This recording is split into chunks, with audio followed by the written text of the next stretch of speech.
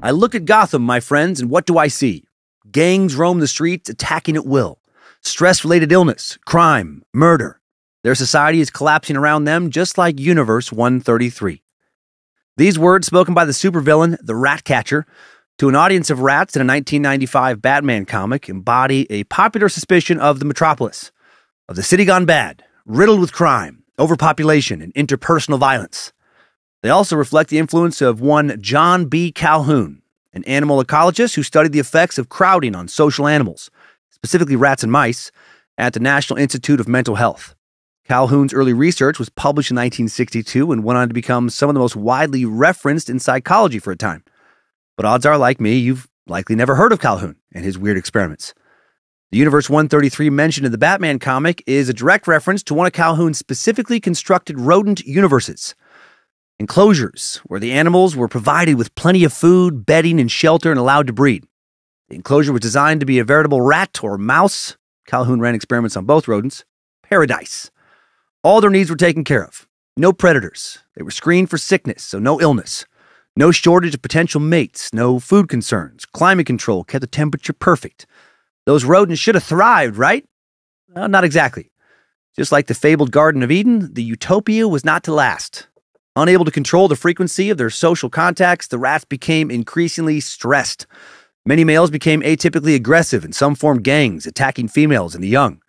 Stressed mothers neglected their infants, failing to construct proper nests and even abandoning or attacking their pups. One group of beta males isolated themselves from the overall community around them and became exclusively homosexual, something that concerned Calhoun deeply as he had never seen rodents behave like that in the wild. Cannibalism began. First of the abandoned young, then of the victims of violence.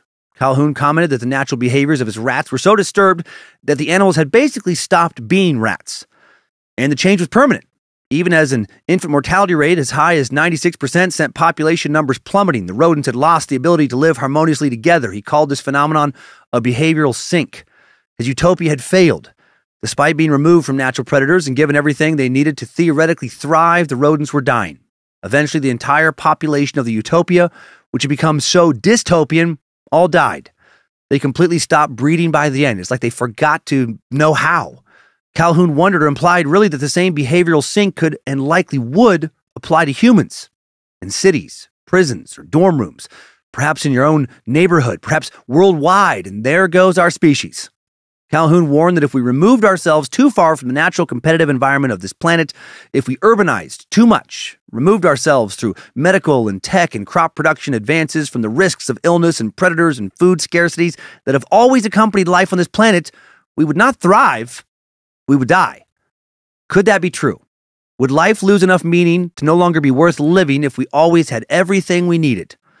John B. Calhoun's mouse utopia experiments and subsequent scientific papers would go down in cultural history as a morbid prediction of what humanity could soon look like, the stuff of dystopian science fiction brought to real life.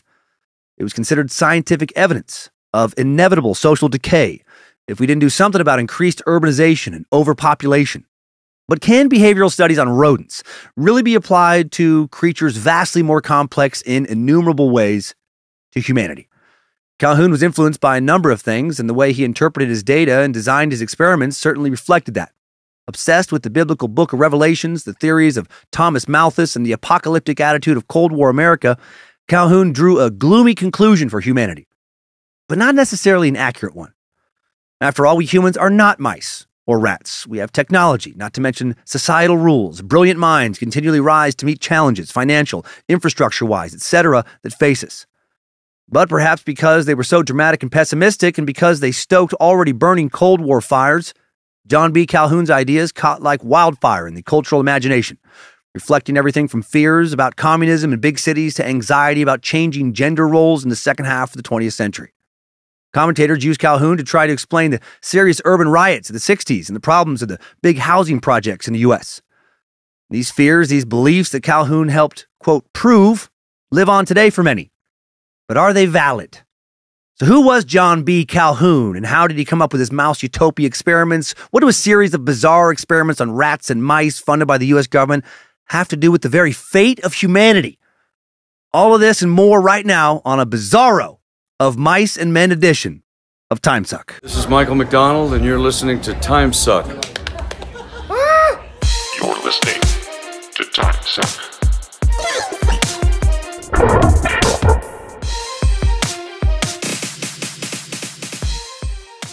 Well, happy Monday, Meat Sacks. Welcome to the Cult of the Curious. Hope you had a great Thanksgiving last week. I'm recording this the day before Thanksgiving. Hope you have something to be thankful for. I'm sure thankful that you listen to the show. I'm Dan Cummins, a Suckmaster, San Marino, honorary citizen, official Marinara Island head historian. So much fighting, so much delicious spaghetti sauce. And you are listening to Timesuck. Hail Nimrod, hail Lucifina, you beautiful temptress. Praise good boy Bojangles, and keep on rocking in the free world, Triple M. Michael motherfucking McDonald. Definitely messed up and started saying marinara instead of Mariana last week. Whoops! Put some fun visuals in a lot of your heads. How about no real announcements this week? Usually, got quite a few things to announce. Right now, just want to say thanks to all of you for listening. Thanks to whoever is going to help and has helped already with our annual giving tree this year. Congrats to the 50-plus recipients of the Giving Tree. Demand overwhelming. Over 400 people tried to sign up to receive help in the first 60 seconds of the form being live on badmagicmerch.com. Sorry we can't help everybody. Glad we can help those who are going to receive it. Also, thanks to Raymond Roll. If you're watching on YouTube, I'm wearing the t-shirt of Aussie Timesucker, Raymond Roll, who designs our Timesuck collectible cards. I went to his website, grabbed this Hunter S. Thompson Tri-Blend. Love what you do, Raymond, and so thankful that you design cards for us. You can go to harleywarren.com to check out his stuff. Also got to wear my man Will XX, his new shirt here soon. The artist who has now done almost all the ink on my left arm. Just added some more a few weeks ago. Wore it on the Scared to Death November bonus Patreon episode. Need to wear it here. Such a cool shirt. Such a cool dude. He's got 2 great studios. One in Salt Lake City, one outside of Bernie, Texas. You can find him on Instagram at Will_XX. And talk to him about Yellowstone when you get your ink done, because he is fucking obsessed with that, the world of Yellowstone. And now for a topic that brings us back to the world of shady 1960s science experiments. Much like former Suck subject John C. Lilly's Dolphin Point experiments. Do you remember that fucking weirdo with his dolphin sex? All that insanity? Remember how you're not supposed to fuck dolphins for a variety of reasons? The main one being that they'll fall in love with you and then probably kill themselves when the relationship is over. Not kidding. As a quick refresher, John C. Lilly was a neuroscientist, psychoanalyst, psychonaut, philosopher, writer, and fucking wackadoodle who developed the isolation tank in order to explore the nature of human consciousness, and then soon thought that dolphins were probably the key to speaking with alien masters. He developed the isolation tank while working for the National Institute of Mental Health in 1954, back when they were funding some weird shit. Around the same time that John B. Calhoun would start up with his mouse Utopia experiments, also funded by the NIMH. What a great time to be a strange researcher. Well, he studied how bottlenose dolphins vocalized and established centers in the U.S. Virgin Islands, later San Francisco, to study these fascinating creatures. During the early 1960s, Lilly and coworkers published several papers reporting that dolphins could mimic human speech patterns. Then Lilly purchased a property in St. Thomas in 1960. The Seaside Lab was converted into a dolphin-human cohabitation house by purposefully flooding part of the building. It was at this facility that Lilly assistant Margaret Howe, who could forget her, where she worked with a dolphin named Peter, Horny Peter, in attempts at complex interspecies communication. And man, did she ever work Peter. Bunch of interspecies fucking went down. Meanwhile, Lilly started experimenting with psychedelics, as one does while they're overseeing a dolphin fucking experiment, often while floating in isolation, leading him to come up with ideas like the Earth Coincidence Control Office, a hierarchical group of cosmic entities that guide people on Earth through events that humans perceive as coincidences. Sounds like the kind of shit you think about when you're really high on hallucinogens. He hoped that communicating with dolphins would somehow bring us closer to Echo, though dolphin communication, actually getting dolphins to speak, English, or ways to translate to English, has not been successful yet. Neither have attempts at contacting cosmic entities, despite what a variety of wackadoodles with slick-looking websites and expensive seminars may try and lead you to believe. Though John B. Calhoun's mouse Utopia experiments unfortunately would not have anything to do with human consciousness or with interspecies sex, psychedelics, it's worth mentioning John C. Lilly to get us back into this era. An era that saw a generation of counterculture scientists and thinkers like Timothy Leary, Ram Dass, Werner Erhard, working on some pretty far out shit. I love it. All these scientists combine the counterculture of the 1960s, revolutions and thinking about human consciousness, drugs, societal relationships, and more with some serious research. Or somewhat serious research, but maybe also completely insane research, as in the case of John C. Lilly. These scientists looked at the natural world as a place of infinite possibility. Psychedelics and science colliding. Let's get back to more of that, please. If we don't discover anything cool, at least we'll get a bunch more entertaining stories for me to talk about. Timothy Francis Leary was an American psychologist and author known for his strong advocacy of psychedelic drugs. As a clinical psychologist at Harvard University, Leary founded the Harvard Psilocybin Project, oh fuck yeah, after a revealing experience with magic mushrooms in Mexico. Sweet, sweet shrooms. How I miss the mysterious webs you weave. It's been a few months now, maybe just 2, since I handed my brain over to the shroom gods. Looking forward immensely to getting some time over the holidays to find a day or two to give myself the gift of psychedelic exploration. Time for me to check out. Leary led the Psilocybin Project from 1960 to 1962, testing the therapeutic effects of both LSD and psilocybin, which were both then legal in the U.S. before Nixon fucked that up for everybody. He conducted the Concord Prison Experiment and the Marsh Chapel Experiment. Concord Prison Experiment was designed to evaluate whether the experiences produced by the psychoactive drug psilocybin, derived from psilocybin mushrooms combined with psychotherapy, could inspire prisoners to leave their antisocial lifestyles behind once they were released. And the results were positive. Too bad more follow-up research wasn't able to be done. The Marsh Chapel Experiment, aka the Good Friday Experiment, was a 1962 experiment conducted on Good Friday at Boston University's Marsh Chapel. Walter Pankey, a graduate student in theology at Harvard Divinity School, designed the experiment under the supervision of Timothy Leary, Richard Alpert, and the Harvard Psilocybin Project. Pankey's experiment investigated whether psilocybin could act as a reliable entheogen in religiously predisposed subjects. And an entheogen is, hopefully I'm saying that right, it's a word I'm not familiar with, entheogen, is a chemical substance typically of plant origin that is ingested to produce a non-ordinary state of consciousness for religious or spiritual purposes. Basically, do shrooms make you think you can contact the divine? And the answer was a resounding, oh fuck yeah. There was a control group of 10 people who did not ingest shrooms and an experimental group of 10 people who did. Almost all the members of the experimental group reported experiencing, quote, profound religious experiences, providing empirical support for the notion that psychedelic drugs can facilitate religious experiences. One of the participants in the experiment was religious scholar Houston Smith, who would become an author of several textbooks on comparative religion. He later described his experience as the most powerful cosmic homecoming I have ever experienced. Love it! I get it, Houston. I really do. For me, the real question is, does psilocybin, or even more powerful psychedelics like 5-MeO-DMT, make you think you contact the divine, or do they help you actually contact the divine? Show me the way, Nimrod. Show me the way. Not all of Leary's research methods were strictly scientific. Other Harvard faculty questioned his research's scientific legitimacy and ethics because he did things like taking psychedelics along with the subjects and allegedly pressuring students to join in, getting high in his own supply. Wanted to share the good shit. Open minds. Good for Leary. While not illegal at the time, the research of Leary and Richard Alpert must have a dick in every suck was controversial and led to Leary's and Alpert's dismissal from Harvard in 1963. Though obviously not accepted by much of mainstream America, including President Nixon, who would call Leary the most dangerous man in America. Of course Nixon thought that dude was about as enlightened as a pile of horseshit. That dude did so much long-lasting damage to our society. Richard Nixon, my least favorite dick. The scientist he hated had the resources and academic background to seriously challenge the drugs are bad, the universe is exactly what the government tells you it is, notions of the establishment. And that is why Nixon hated them. He wanted control, a population that was easily controllable. He hated those who refused to be mindless sheep, happy to swallow any propaganda he sold them.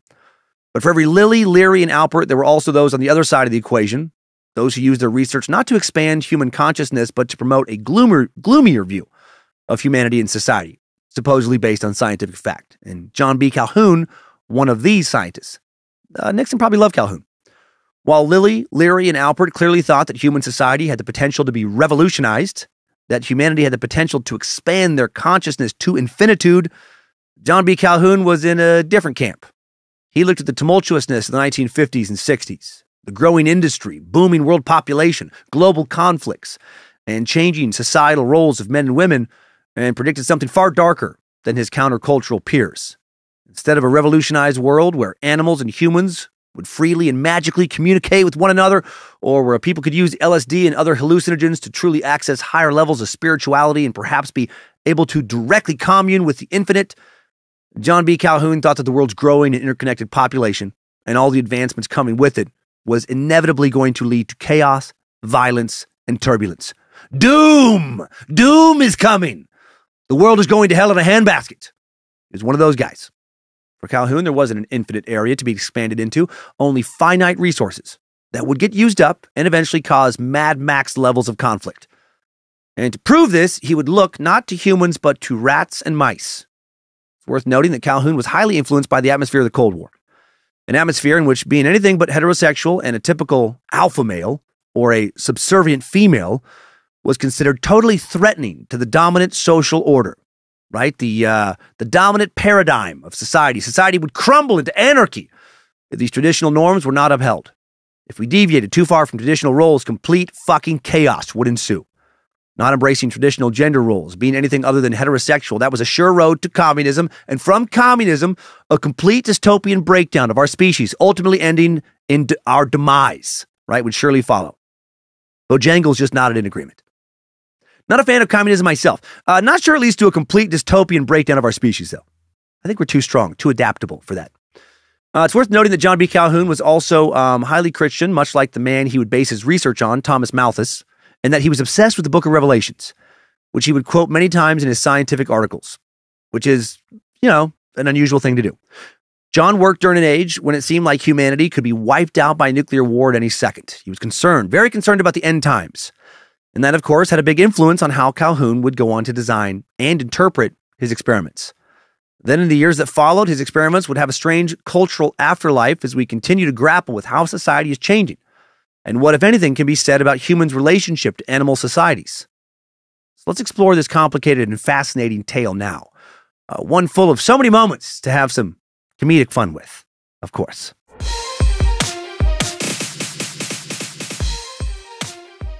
To cover John B. Calhoun and the mouse Utopia experiments, important to have some background on what schools of thought Calhoun belonged to before we get into our timeline.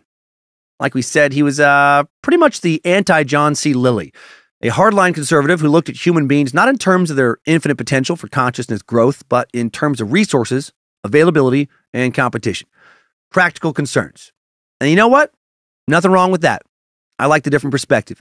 Resources, availability of resources, ease of access to them, right? Competition, all very important practical shit that does affect our lives greatly. If we don't have enough food and water, then who gives a fuck about consciousness exploration, right? There's no time or space for that if you're starving or stressed over not having a place to stay, enough food to eat. But as we'll come to find out, human beings are much harder to quantify than other animal populations. For one, we don't know what technological advances will push human society in different directions. We don't know how different the directions will be. Calhoun thought he could predict how humanity would be impacted by certain conditions based on how mice are affected. But his critics point out that, we meat sacks are pretty different kinds of critters than mice. For example, unlike mice and most other animals, we disobey our natural, quote, animal urges all the time. I mean, think about any time you've given someone something of yours. That actually goes against the animal principle of resource hoarding, right? That's not a common thing in the animal kingdom. Think about that time you were horny in public and chose not to drop your pants and just, fucking beat off. Or go full DJ on that clit. Even though it would have felt really good. It's nice. A lot of fun nerve endings. You denied that natural impulse. We're the only species on the planet that denies our natural urges constantly, actually. Most of us, anyway. And we've covered a ton of serial killers who are not as good at impulse control as the rest of us. But even they just don't run around in the fucking street with an axe hacking anyone they don't care for. Even they consistently deny dark impulses far more often than they indulge in them in order to avoid being arrested. For the most part, we don't actually just do whatever we feel like doing whenever we feel like doing it. We don't just loudly rip a fart in a crowded elevator if we're gassy. Hopefully, not most of us.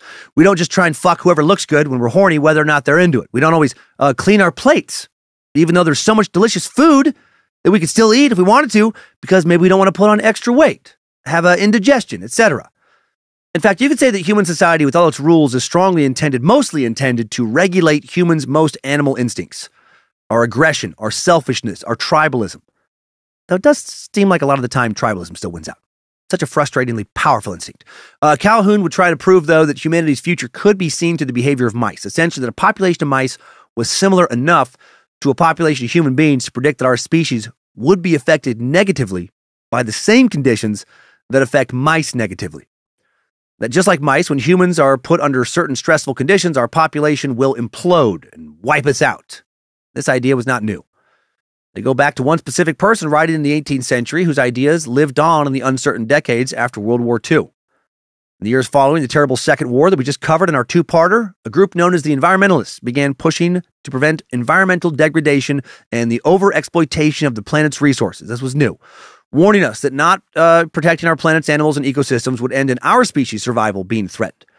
Within this group was a small core of intellectuals known as the neo-malthusians, named after the philosopher Thomas Malthus. In a 1798 paper titled An Essay on the Principle of Population, Malthus theorized that population growth is exponential, while growth of the food supply is linear. And this meant to him that the population could and would outpace the production of food and natural resources, which would then lead, inevitably, to a massive starvation or conflict that would kill off a portion of the population, bringing the total population down to a level in pace with the world's resources. I think I was a neo-Malthusian thinker for years without realizing it. I definitely was very concerned about population growth for quite some time. I for sure wrote and recorded several stand-up bits about how we were going to need to start thinning the herd pretty quick, or we'd have to pay the overpopulation piper. But now that I've studied population trends more and done a lot more scientific reading over the past several years, I'm actually no longer worried. I was wrong. Gosh dang. Oh my heck. Hate when that happens. Let me explain, and then we'll get back to Thomas Malthus. More and more people now are not having kids despite all the ones that do, and now the world's population is expected to peak at around 11.2 billion in 2100 and then start declining according to recent UN estimates. Other groups' estimates actually have it peaking much sooner and at a smaller total population, like peaking at 8 billion in 2040. Right now, we're at 7.87 billion. Back in 1960, though, we were only at 3 billion. So why would that level of rapid growth suddenly decelerate, plateau, and then reverse? In a sentence, anime porn and underground jerk-off clubs. Yep, the rise of anime porn and the rise of jerk-off clubs, both of which really took off in the 90s, correlate directly to humanity's lower reproductive rates. Starting around 1990, more and more dudes became sexually fixated on, obsessed really, with pornographic cartoons featuring women with impossible to achieve in real life waist, bust, and hip ratios. Women whose genitalia could handle truly an endless amount of filling and drilling. Women who could be bent into positions that are literally impossible to achieve by actual vertebrates. Women who never have any blemishes of any kind, who are always in the mood, inexhaustible, very hot women who seem to always be dying to fuck not hot at all dudes. The perfect fantasy. As more guys got into this fantasy, chat rooms developed as the internet proliferated, focused on anime porn, right? Then the guys frequenting these chat rooms started to want to meet in real life, talk about their obsessions. So they did. Talking about it led to watching it together, which led to a lot of boners, which led to a lot of jerking off, first in private, dudes running into bathrooms, sneaking off elsewhere, going in the bushes.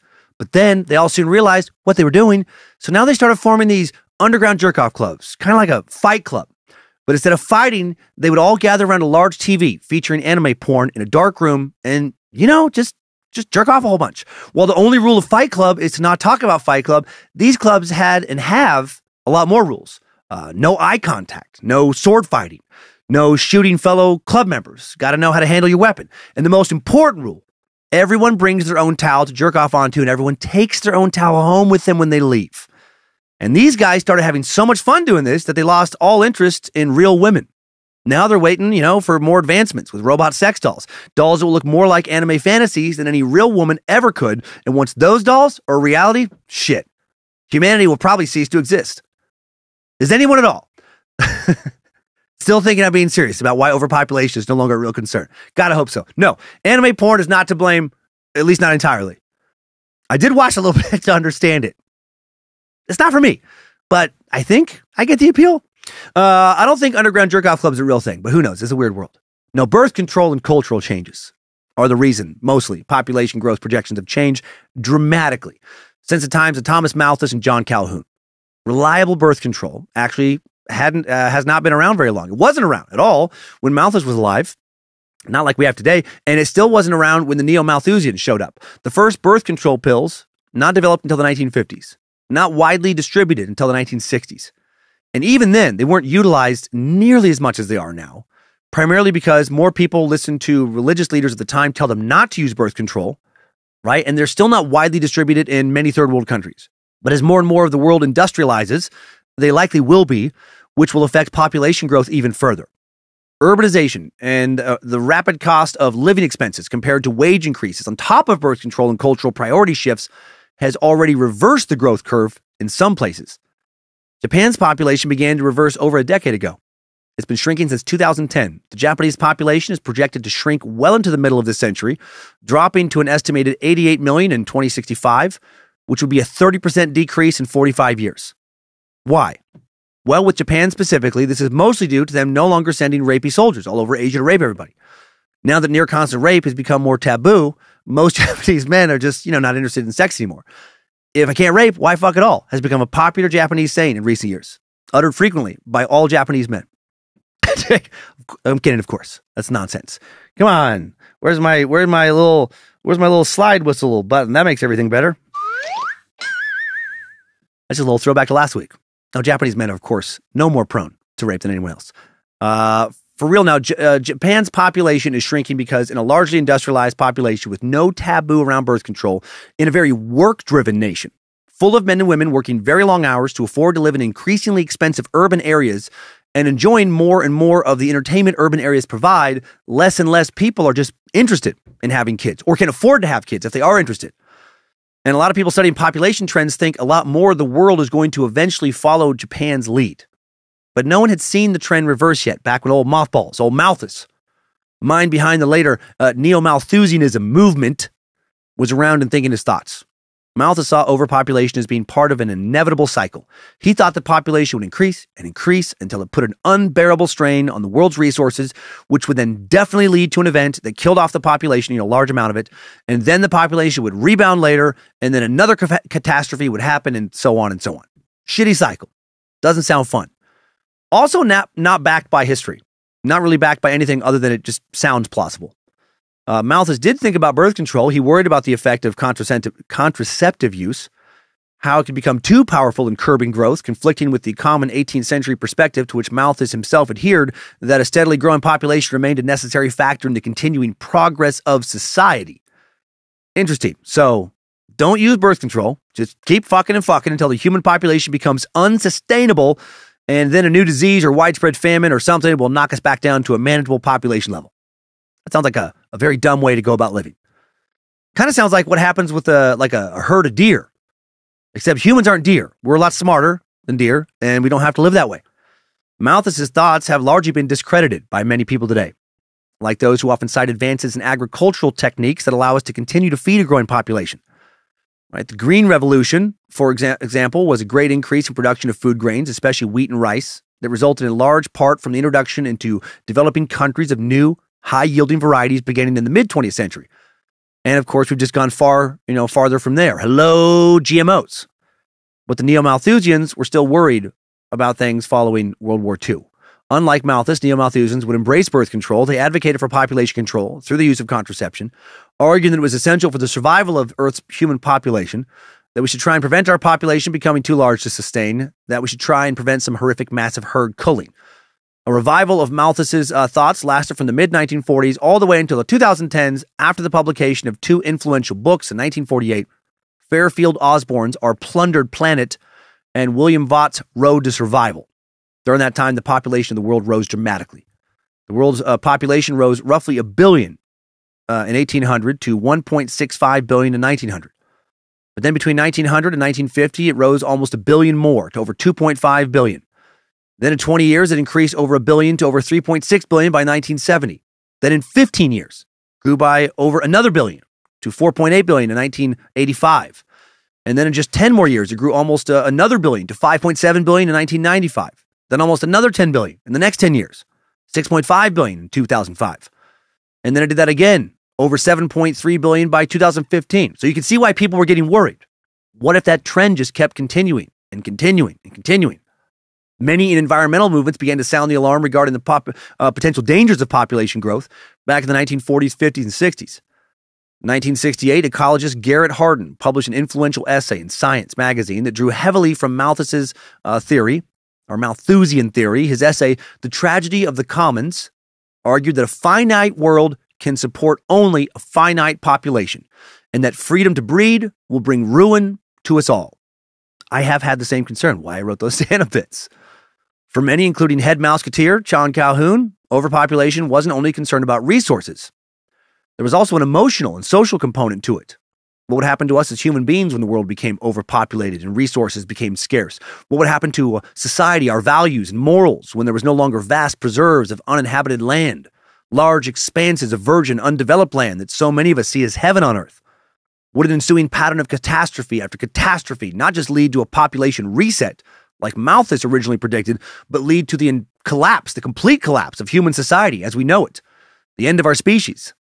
John B. Calhoun's research would fuel that fear. Calhoun believed that his experiments on mice would show not only how mice behaved under certain conditions, but demonstrate how humans might behave under the same conditions. Most of the criticism of Calhoun's work, as I mentioned, would center on the fact that humans are not mice, though. Mice are not humans.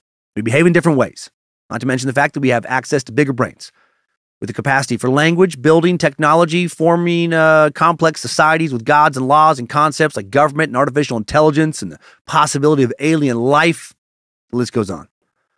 But there are yet other social scientists who say that humans aren't that far off from other creatures, that we may have come up with laws and tools, but that we're also still governed mostly by animal instincts, like the instinct to feed ourselves, fight if we're under attack, and reproduce. Sure, most of us follow laws and act civilized now. What if resources got scarce? Right? How long will law and order hold out if parents can't feed their kids? Right? How long before we humans with our powerful drives for self-preservation above all else just go, full fucking purge? For a very long time, there have been two main camps on how overall animal behavior and animal cognition relates to human behavior and human cognition. Exclusivists, who focus on the differences between animals and humans, and inclusivists, who concentrate on similarities between humans and the rest of the animal kingdom. This long-running debate goes back millennia, with philosophers like Aristotle and Descartes arguing that humans are the only animals capable of higher-order cognition, such as rational thought and language. These guys would be considered exclusivists, meaning they thought humans were exclusively unique when it came to the animal kingdom. I feel like I fall into that camp with an asterisk. I hope someday we can prove that some other species have much higher thought processes than we currently think they do. Mostly I want dogs to be furry little people. Might be fantasy, but I want Gigi and Penny Pooper, Penny and Dee Dee, to know how much I love those stupid little monkeys, and selfishly to know that they love me back the same way. Sometimes they seem like idiots. Like when they bark like an intruder has entered the home when it's actually me, when they can fucking plainly see me, on the same day when they didn't even notice a fucking deer across the street looking directly at them. But sometimes they seem pretty smart. Like when they never get up to get on the table until one time when we leave a block of cheese on it and leave the house, and then Ginger eats the entire fucking thing. And then she seems stupid again, though, when she shits blood. And we have to take her to the vet where she has to stay overnight and have her stomach pumped. And then the very next day, still with an achy belly, sneaks onto yet another table and eats an entire bowl of Hershey's Kisses. And then shits aluminum for the next few days. I don't know. Jury's still out on smart or stupid with those two. On the other side of the are other animals as smart as humans debate, you have inclusivists like Voltaire, Charles Darwin, David Hume, arguing that it is self-evident that beasts are endowed with thought and reason as well as man. The field of animal psychology would see its first inclusivist in Pierre Flourens, a student of Charles Darwin and George Romanes, when he became the first to use the term in his book Comparative Psychology, which was published in 1864. In 1882, Romanes published his book Animal Intelligence, in which he proposed a science and system of comparing animal and human behaviors. Inclusivists would go on to study animal psychology for years, which makes sense, seeing as it makes your research seem a lot more important if what you're looking at not only has to do with the, animal in question of mice, turtles, fish, whatever, but also with humans. For example, one such experiment took place during the 1950s, when psychologist Harry Harlow conducted a series of disturbing and frankly heartbreaking experiments on maternal deprivation. And these experiments, infant rhesus monkeys were separated from their mothers, and some variations of the experiments The young monkeys would be reared by wire mothers. Just like a little block that kind of looks like a monkey head and a body made up of primarily chicken wire. Another mother, quote unquote, would be covered in soft cloth and looked more monkey-like, kind of like a stuffed animal. And the wire mother was the only one that provided nourishment. Well, Harlow found that the monkeys would primarily seek the comfort of the cloth mother versus the nourishment of the wire mother. In other words, the infant monkeys went to the wire mother only for food, but preferred to spend their time with soft, comforting cloth mothers when they were not eating. Harlow concluded that affection was the primary force behind their need for closeness. That the little baby monkeys sought out needed affection from their mothers just like they sought out food from the wire monkey. Right? Basically, monkeys need more than food and shelter. They need love. Research demonstrated that young monkeys would turn to their cloth surrogate mothers for comfort and security. In this series of experiments, young monkeys were allowed to explore a room either in the presence of their surrogate mother or in her absence. Monkeys who were with their cloth mother would use her as a secure base to explore the room. When the surrogate mothers were removed from the room, the effects were dramatic and super fucking sad. The young monkeys no longer had their secure base for exploration and would often freeze up, crouch, rock back and forth with a distant look in their eye, scream and cry. Saddest of all, eventually in every single case, when left alone in the room with no surrogate mother long enough, the young monkeys would get so worked up and disheartened that they would literally claw at their own fucking eyeballs and die.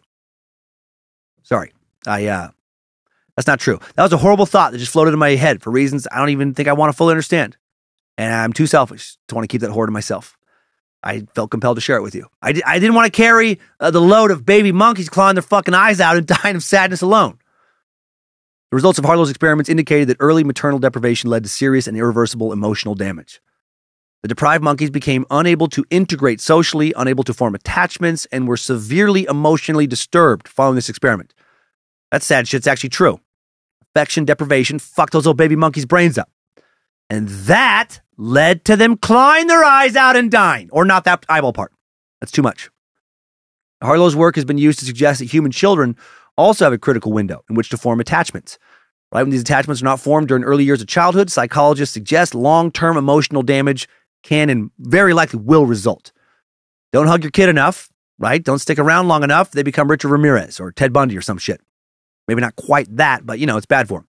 Harlow's work, as well as important research by psychologists John Bowlby and Mary Ainsworth, helped influence key changes in how orphanages, adoption agencies, social services groups, and child care providers approach the care of children.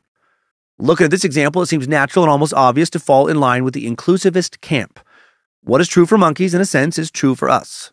Somewhat, at least. Right? There's been a lot of attachment research that has shown that. But does that mean that the same is true for humans and rodents? Well, we're a lot more closely related to primates than rodents, right? Easy to see how we're governed by similar instincts to some animals, especially close evolutionary relatives like apes and chimps.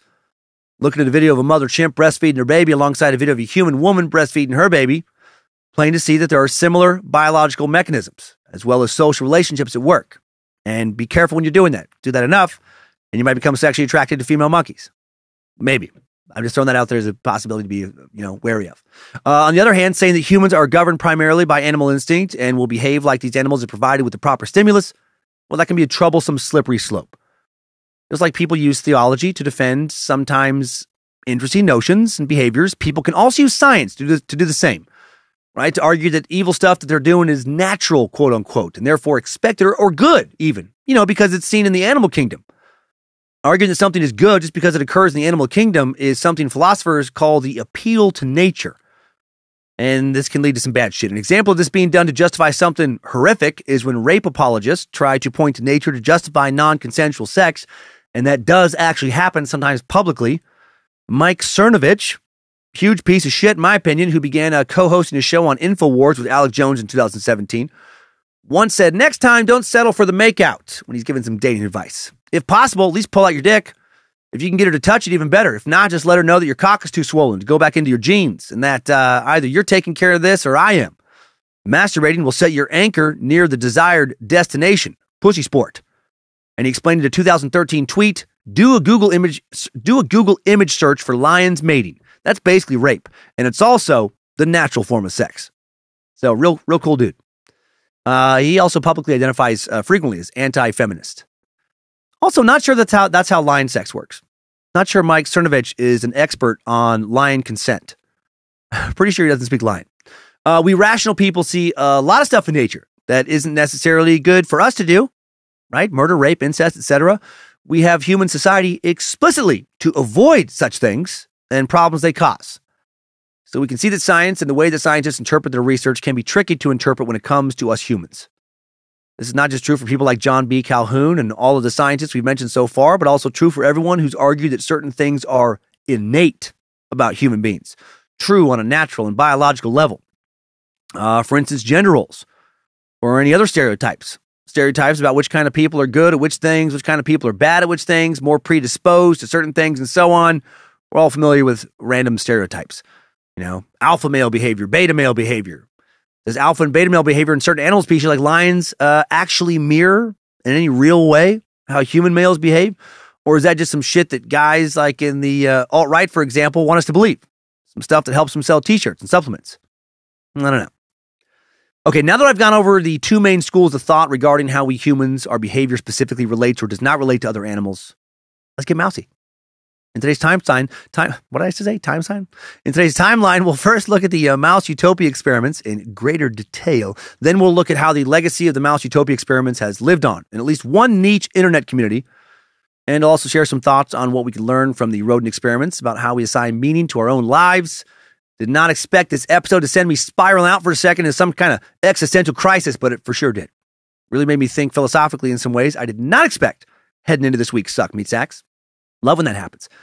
Hope this episode spurs some meaning of life discussions amongst you as well. Timesuck timeline, engage. Strap on those boots, soldier. We're marching down a Timesuck timeline.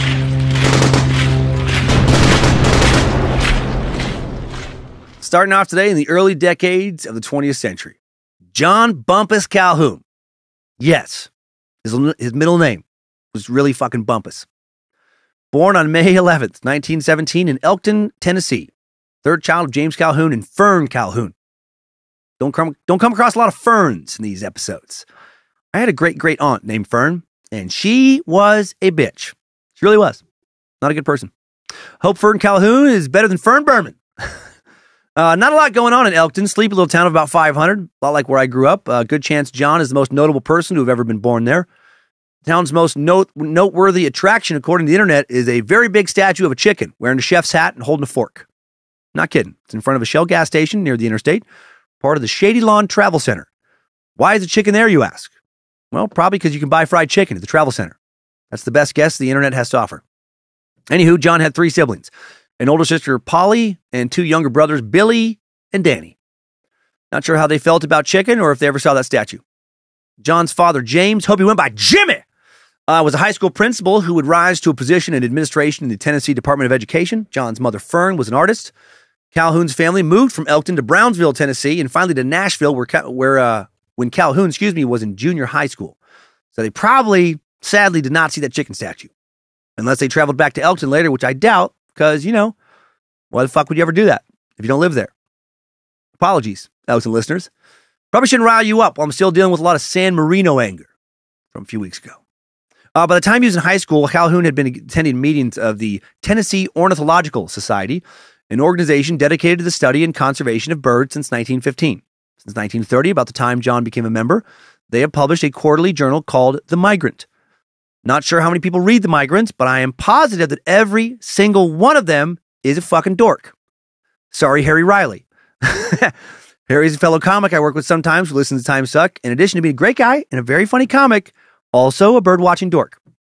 While getting into birds, come on. Calhoun was heavily influenced by a woman named Mrs. Amelia Lasky, who was influential in those circles for her study of the chimney swift. Now, the chimney swift is a little smudge-colored, kind of smudge gray-colored bird that I don't care about. Doesn't look cool to me. But Mrs. Lasky, very into him. Now, I was going to make a joke about how John was very into Amelia, but I looked her up, and I'm going to say hard no. She's a lot older than he was, and didn't seem super sexual. Looked like someone who would pass on sex 100 out of 100 times in favor of watching some chimney swifts. Calhoun spent his junior high and high school years banding birds, recording the habits of birds, and obviously not having sex. He first published an article with The Migrant. That was his first published article, the Journal of Tennessee, the Tennessee Ornithological Society, when he was 15. I would read this article for you, but I don't want to lose a massive amount of listeners to suicide. It's very boring. Despite his father James' refusal to help him attend an out-of-state university, fucking Jimmy! Calhoun made his way to the University of Virginia, where he earned a bachelor's degree in biology, focusing on ethology, the science of animal behavior and the study of human behavior and social organization from a biological perspective in 1939. During the summers, he worked for Alexander Wetmore, head of the Smithsonian Institution in Washington, D.C., doing ornithology work. Calhoun then went on to earn his Master's of Science and PhD in zoology from Northwestern University in 1943. Master's, PhD. Calhoun met his future wife, Edith Gressley, at Northwestern, where she was a biology major and a student in one of his classes. The subject of his thesis was the 24-hour rhythms of the Norway rat. Oh, fuck yeah. Man, I would love to get into a time machine and go back and have a beer or 10 with John and have him go over that thesis with me word by word. Or might be equally fun to go into my garage and grab one of my hammers and smash my fingers up. After graduating from Northwestern, John taught at Emory University and Ohio State University, guessing some of his students were enthralled with his lectures and others wanted to grab hammers and smash his fingers or teeth or whatever they could smash that would prevent him from teaching any further. In 1946, sorry, I know a lot of you probably fucking love, bird studies. 1946, he and his wife, Edith, not surprised, a guy very into birds and rats, would marry an Edith for some reason, moved to Towson, Maryland, suburb of Baltimore. Calhoun worked on the rodent ecology project at Johns Hopkins University with fellow rodent lovers. But his real research would take place closer to home.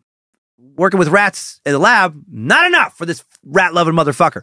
In 1947, shortly after arriving, he approached his neighbor about using some of their neglected property for more experiments.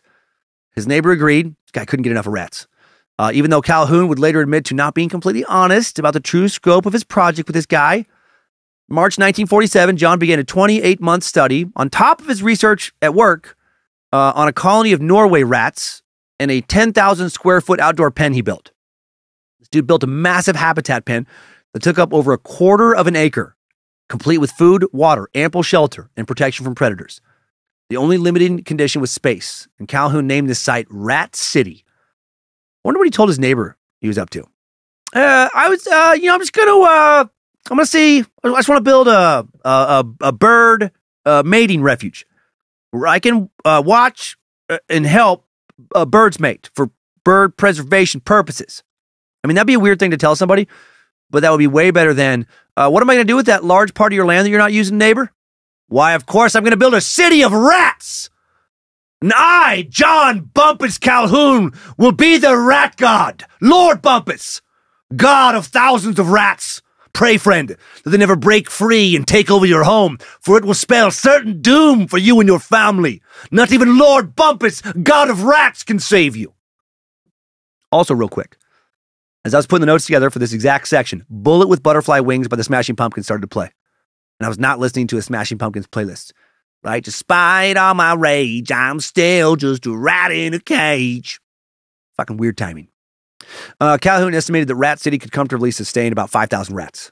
Though at that size, population density would be tight. He began by placing just 5 pregnant female rats in the enclosure. 5 fucking sexiest, hottest rats he could find. I don't know if he did that. Which would provide enough genetic diversity for the population to grow. Soon, like Malthus's theory, the population increased exponentially. But then, abruptly, the population quickly leveled off at around 150 rats. Nowhere near the 5,000 that could theoretically live in Rat City. Sounds like the fucking worst city of all time. And that was disappointing. But what was not disappointing to John was the way his rats behaved. It was fascinating. Calhoun noticed that the rats were behaving in ways he hadn't seen before. Surprising, considering he'd been studying Norway rats for years by this point. No one loved a fucking Norway rat more than John Bumpus Calhoun. For example, as the experiment progressed and the population increased, the mothers suddenly stopped caring for their young properly, leading to almost all the babies dying before reaching maturity. Not good. Calhoun had some theories why, but would need a bigger experiment to prove them. He'd need more fucking rats. There's never enough rats. That initial experiment concluded in 1951. That same year, his daughter, Kat Calhoun, was born. Kat? Real close to rat, isn't it? I wonder if that son of a bitch actually tried to name his daughter Rat. And then Edith talked him out of it. No, John, absolutely not. We are not naming our baby girl Rat. Come on, Edith. Rat's a great name for a girl. Rat Calhoun. That's a fine girl's name. Rat'll be a fighter, a fierce, independent woman, someone not above scurrying and scratching for what they want out of this life. No, John, it'll make her sound hideous. Nonsense, poppycock. No, our adorable little rat will be beautiful. Oh, rat'll be a real heartbreaker, a pointy-headed, large-eyed, pestilence-carrying, sharp-clawed rodent goddess.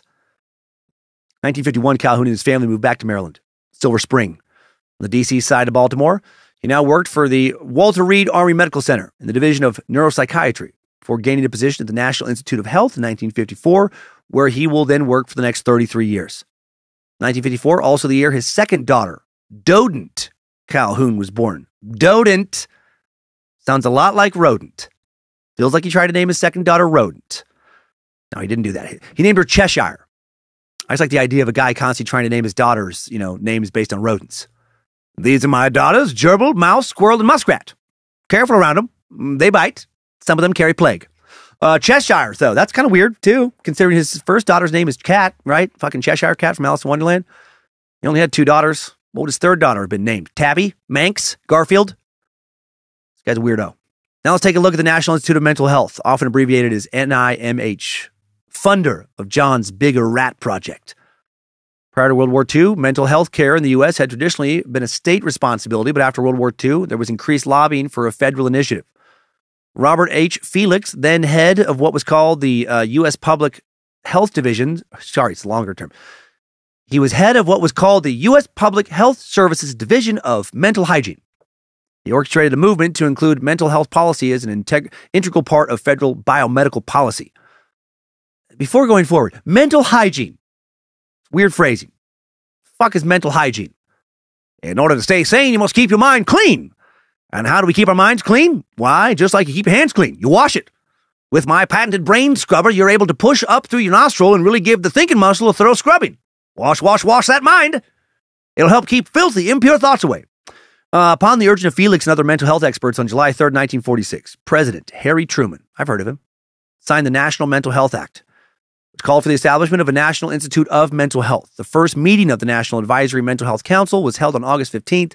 Because no federal funds had been yet appropriated for the new institute, a nonprofit called the Green Tree Foundation financed that meeting. On April 15th, 1949, NIMH was formally established. It was one of the first 4 institutes of the National Institutes of Health, NIH. The National Cancer Institute was the very first one. As of 2017, 153 scientists receiving financial support from the NIH have been awarded Nobel Prizes. It's a pretty fucking cool group. The Mental Health Study Act of 1955 would call for an objective, thorough nationwide analysis and reevaluation of the human and economic problems of mental health. I feel like the word economic, as opposed to the word human, was the government's primary motivation in funding the NIMH, right? Fuck mental health. Our people need to just soldier up, be strong, be tough, and keep plowing ahead. Yes, Mr. President, but if they get depressed, they're going to get fired from their jobs, and the unemployment rate will rise, and the GDP will fall, and that combination will spell certain doom for your re-election chances. I see. Forget what I said earlier. Mental health, mental hygiene is a very important priority to me. A very important priority of my administration. Fund the NIMH at once. The resulting Joint Commission on Mental Illness and Health issued a report, Action for Mental Health, that was researched and published under the sponsorship of 36 organizations making up the commission. During the mid-1960s, NIMH launched an extensive attack on special mental health problems. Part of this was a response to President Lyndon Jumbo Johnson's campaign pledge to apply scientific research to social problems. The Institute established centers for research on schizophrenia, child and family mental health, and suicide, as well as crime and delinquency, minority group mental health problems, urban problems, and later rape, aging, finally technical assistance to the victims of natural disasters. I feel like that last one, the technical assistance to the victims of natural disasters, doesn't really fit with the other mental health problems, right? Do you really need to research that? According to our research, people who've just had their homes completely destroyed by a tornado are very stressed out about that. And again, according to our extensive research, they would for sure appreciate some technical assistance, i.e. getting into a new home that is not destroyed. Do you need to research shit like that? I'm sure it was more complicated than that. I hope it was. One of the areas of urban problems the Institute researched was how overcrowding, population density, and the resulting behaviors would create societal problems. And that's where John fucking Ratman Calhoun came in. That's where Lord Bumpus, Rat God, Pied Piper of Elkton comes in. Now working for a large and well-funded institution, Calhoun had all the resources he needed to pursue a bigger version of his original Rat City project. No more neighbors, unused land, backwoods Rat City, These new rats, they weren't going to be living in some kind of rodent shanty town.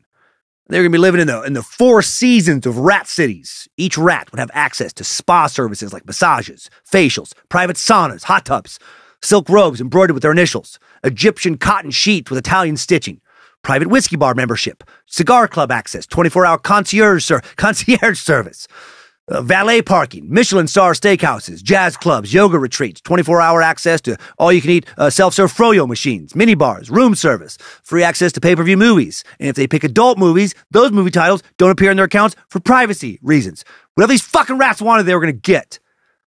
Maybe not quite that grandiose, but close. All right, they got a lot of stuff. With a team to help him now, Lord Bumpus begins designing habitats, smaller in scale than Rat City, but with more detailed designs. He used domesticated albino Norway rats because he was a white supremacist, obviously. He only wanted the whitest, purest rats. I have no idea why he picked albinos, actually. This would all take place at his lab on the second floor of a huge barn on the Casey farm in the country outside of Rockville, Maryland. This area is now a suburban center, but the original barn still stands, renovated for suburban usage. In the days of Calhoun's occupancy, there was a small, cluttered office at the top of the stairs. Not everyone was cut out to work in that office because it fucking stunk. Seriously, apparently it really, really smelled bad. The rodent odor was described as overpowering, and it took some time before one could acclimate and breathe normally. And I thought my job was weird. This guy deep into the rat game, paid by the government to do so. You know that some people were not happy about his rat funding. Right? We just gave Calhoun how much? For doing what? For building a rat city. Are you shitting me, Edgar? That is where our tax money is going. Oy vey. All in all, John would spend 8 years perfecting his rat enclosures. The research area was divided into 3 parts. In the center section, there was a box-like room with a hallway on each side and stairs that led to the top of the box room. The box was divided into 4 rooms, or habitats, 10 by 14 by 9 feet. Each room had a door for a researcher or caretaker to enter through, and the ceiling of each room was a glass window. The activity in each room could be observed by the researchers through these windows. Lord Bumpus would often stand above his rats, right, looking down upon his minions and their enclosures and piss on them. I have no proof of that. I do know that each room was also divided into quarters by 2 feet high partitions, V-shaped rams connected pens 1 and 2, 2 and 3, and 3 and 4. Pens 1 and 4 not connected. Basically, each habitat had a U-shaped structure with the different chambers being separated by electric fences, except for bridges that made traveling from one quadrant to the 4th quadrant possible if you went through quadrants 2 and 3. Each chamber was equipped similarly with a food hopper, water, nesting areas accessible by spiral staircases. And like in his original Rat City, the rats would want for nothing. There was food, water, climate control, and ample nesting material. Calhoun made special changes to encourage specific behaviors, though. He enticed the rats to use the living spaces in one of the central chambers by making that chamber's spiral staircase shorter, 3 feet instead of 6. Also changed how food was delivered. In half of the experiments, he supplied powdered food, but in the other half, he designed his own feeders that distributed hard pellets. Half of the experiments began with 32 mice, other half began with 56. Split was always 50-50, male-female. He assumed the 4 chambers could accommodate about 40 mice total. After loading his initial rats, things quickly would go awry in ways Lord Bumpus did not expect. The females spread themselves out evenly throughout the chambers, but the males began to distribute themselves strangely. Less dominant male rats will typically awaken earlier and begin to wander and forage for food, but due to the design of the pen, this meant that they would usually wind up in the center chambers to eat. Right? During this time, though, the dominant males of the outer pens would also wake up and begin guarding their respective territories. Since there was only one entrance to each pen, the dominant males would guard the ramps, forcing less dominant male populations to clump into the 2 central chambers. Meanwhile, the dominant males protected what came to be their harems. And in the center chambers, the less dominant males were trapped with the food supply and some females, which meant that they would naturally try to mate with those females, right? Oh, fuck yeah, bro. Hail Josephina. But no, these less dominant males never tried to mate with the females as John Calhoun expected. Instead, they would try to mate with the dominant males. And even more confusingly, these dominant males would not resist their attempts. And that was not what Calhoun had ever observed in nature or other experiments. Beta male mice really pulling an unexpected left turn here, right? I mean, come on. If I can't fuck the hottest chicks, I guess, naturally, I'm gonna have to fuck the toughest dudes. I mean, right, guys? Come on, you get it. Meanwhile, the experiments with the hard pellet food, another strange thing was happening. Since procuring food at the hard food feeders was a lengthy process, the rats would have to worm the pellets out from between gaps in wire mesh. It was common for one rat to join another during the process of feeding.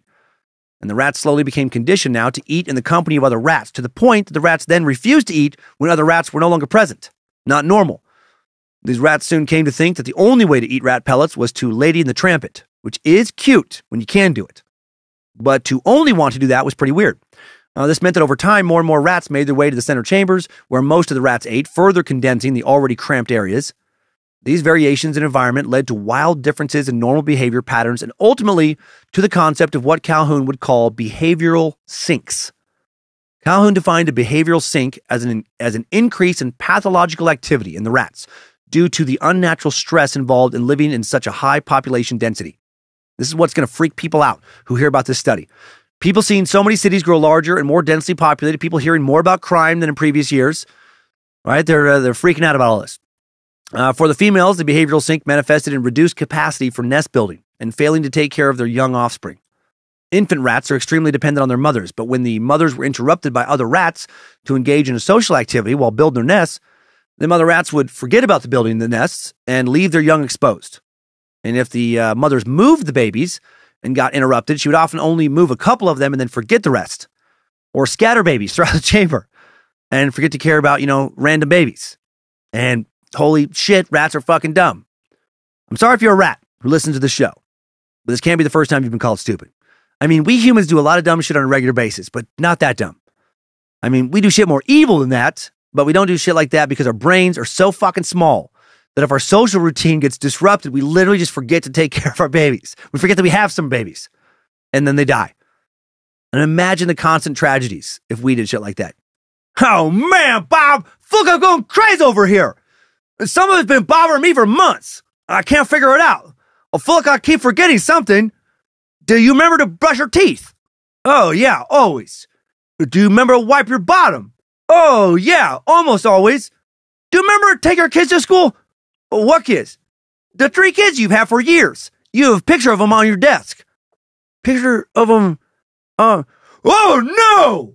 That's it! When I moved my places a few months ago, I took the last of my stuff to a new place, didn't have room for 3 kids, told them to stay inside till I get back. Then Jehovah's Witness knocks on my new door, throws off my routine, and by the time we're done talking, I guess I totally forgot I had kids to take care of, so I gotta go. But you're not done with work for 2 more hours. Okay, I'll get them after work. They're probably fine. But we're going to do a Jennifer Lopez concert after work. Oh yeah, I love her. She's so beautiful. After the concert, we should get some drinks. Yeah, we should. And then after that, I should, wait, what were we talking about? Jennifer Lopez? Yeah, she's so beautiful. How she still looks so young. Also, given the enclosed spaces, thank God we're not that dumb. At least not most of us, not yet. Also, given the enclosed space, the female rats couldn't avoid the male rats, who would follow them into their spaces when they were ready to mate, trampling infant rats. Fucking savages. This would lead to an infant mortality rate of 96%. And again, thank God we are not rats. Dude, you just fucking trampled my kids to death. Sorry, not my fault, man. Your living room's too small. What was I supposed to do, not trample them? For the males, the behavioral sink manifested in different ways. The dominant males would occasionally lash out in violence against other male rats in their chamber, including infants. Just fucking randomly attack babies. Among the less dominant males, there were 3 groups, or there became 3 groups. The first Calhoun described as pansexuals. These were male rats who couldn't compete for status, right? Couldn't get the females, so now they just started to mate with fucking whatever they could get their hands on, regardless of gender or age. Second group were somnambulists who moved slowly without interacting with any of the other rats. Somnambulist is basically a fancy word for sleepwalker. And these rats looked fat, sleek, and healthy, but they were also just mentally vacant. Not doing real well up top, just kind of robots. Strangest group was the probers, a group of less dominant males who would constantly use the hard food pellets to probe the butthells. The butthells. Oh, they got in deep on those butthells. No, they would probe the buttholes of all the other rats, constantly probing, shoving pellets in and out of other rats' buttholes relentlessly. Or maybe they didn't probe like that. No, they probed in other ways that weren't really any better. They were vicious, they were hyperactive, hypersexual, aggressively pursued females in heat, abandoning any kind of courtship rituals in favor of just following the females around all the time, always trying to fuck them. And they also began to cannibalize improperly cared for young, even though they had other food to eat. One of Calhoun's assistants would describe the pens that these rats lived in as hell. Prober sounds like too nice of a term for these rats. More like fucking purge rats. The research carried on in the lab on Casey's farm that began in 1958 lasted until about 1962. Not until about. It did last until 1962 when Calhoun was invited to spend a year at the Center for the Advanced Study in the Behavioral Sciences in Stanford, California. He ended the experiments predicting that the pathological changes would have eventually led to the complete deaths of the colonies. After ending the experiments, he took the 4 healthiest males and females, allowed them to breed in another enclosure, but their behavior had been so altered that none of their babies would ever survive beyond weaning. They had evolved into a seemingly irreversible level of dysfunction. How creepy and concerning. Easy to see how many will read a lot of shit into this when it comes to human overcrowding and be terrified. And now for the first time in human history that I'm aware of, we are seeing humans living in crowded urban areas stop breeding in numbers we've never seen before for reasons we've never seen before. Evidence that urban environments are creating behavioral sinks in our species. Some people think so. Take Singapore, for example. The city-state of Singapore is the 3rd most densely populated area in the world. Over 5.6 million people, crammed into 283 square miles. Might sound like a lot of miles, but that's over 20,000 people per square mile. Much of the city much more densely populated than that. Massive skyscrapers, numerous of them over 900 feet tall, right, dot the skyline. The population is now shrinking. More and more Singaporeans just don't feel like breeding. Mental readiness was cited as one of the main reasons for Singaporeans not having kids, according to a recent study. And there's been several studies done recently to try and figure out what's going on. Mr. Chua, a software developer whose wife is an accountant, told an Asia1.com journalist that the cost of living, high population density, and competition in Singapore put him off of wanting to have a child. He said, "I worry about the future, whether it will be a good environment to have a child. It's getting more and more fast-paced and crowded everywhere. My child may not have a chance of surviving in this competitiveness. What if he or she can't do well?" So what if Calhoun's rat models can actually predict human behavior in some ways? We might not start trampling our young or forgetting about our young and eating each other and, start fucking alpha males when our spaces get too crowded, but we might stop having kids. We might start behaving in new ways not consistent with how our species has always behaved, and those ways might be detrimental to the future of our species. February of 1962, an article of Calhoun's appears in the Scientific American entitled Population Density and Social Pathology. Opening paragraph, pretty ominous, especially when you read it with some dark horror synth behind it like I'm going to. In the celebrated thesis of Thomas Malthus, vice and misery impose the natural limit on the growth of populations. Students of the subject have given most of their attention to misery, that is, to predation, disease, and food supply, as forces that operate to adjust the size of a population to its environment. But what of vice? Setting aside the moral burden of this word, what are the effects of the social behavior of a species on population growth and population density on social behavior? To answer the question, he cited 6 of his studies, and the cultural response was immediate. People began to relate his experiments to modern city life just as I did with Singapore. And in an era where fear of social deviance was at, an extreme high, the experiment seemed like a prediction of an apocalyptic society that would happen sooner rather than later. This was egged on by Calhoun's allegorical language in the article and the attached pictures of his experiment, which were clearly designed to look like a human city, like Rat City. Famous American psychologist Carl Rogers, one of the founders of the humanistic client-centered approach of modern psychology, a titan in the world of modern mental health, would be clearly influenced by Calhoun's studies, as evident in the following excerpt from his essay, Some Social Issues which Concern Me.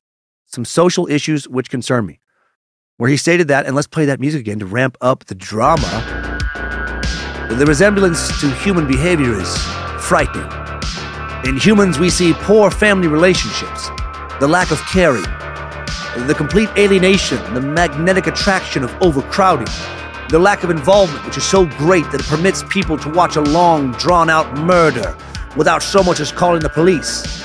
Perhaps all city dwellers are inhabitants of a behavioral sink. Doom! Doom and fear! Beat the drums of doom and fear if you want to work folks up.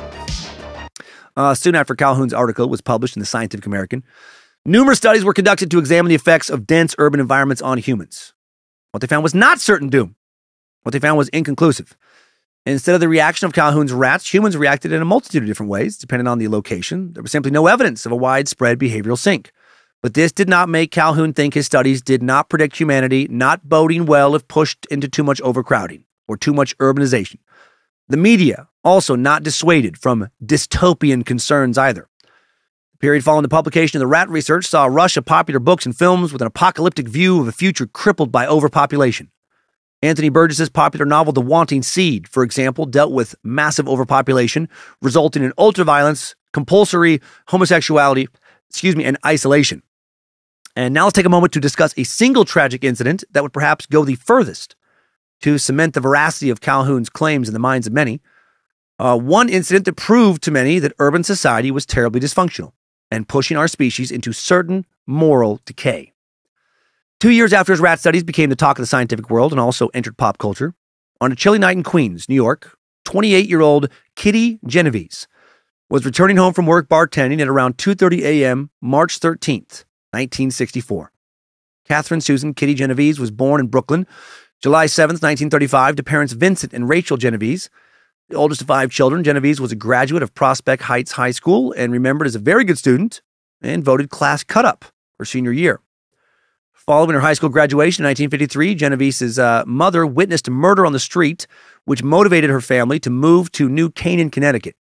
Kitty, however, remained in New York City, working as a secretary as an insurance company during the day and working nights at Eve's 11th Hour, a bar in the Hollis neighborhood of Queens, first as a bartender, then as a manager, prompting her to move to Queens.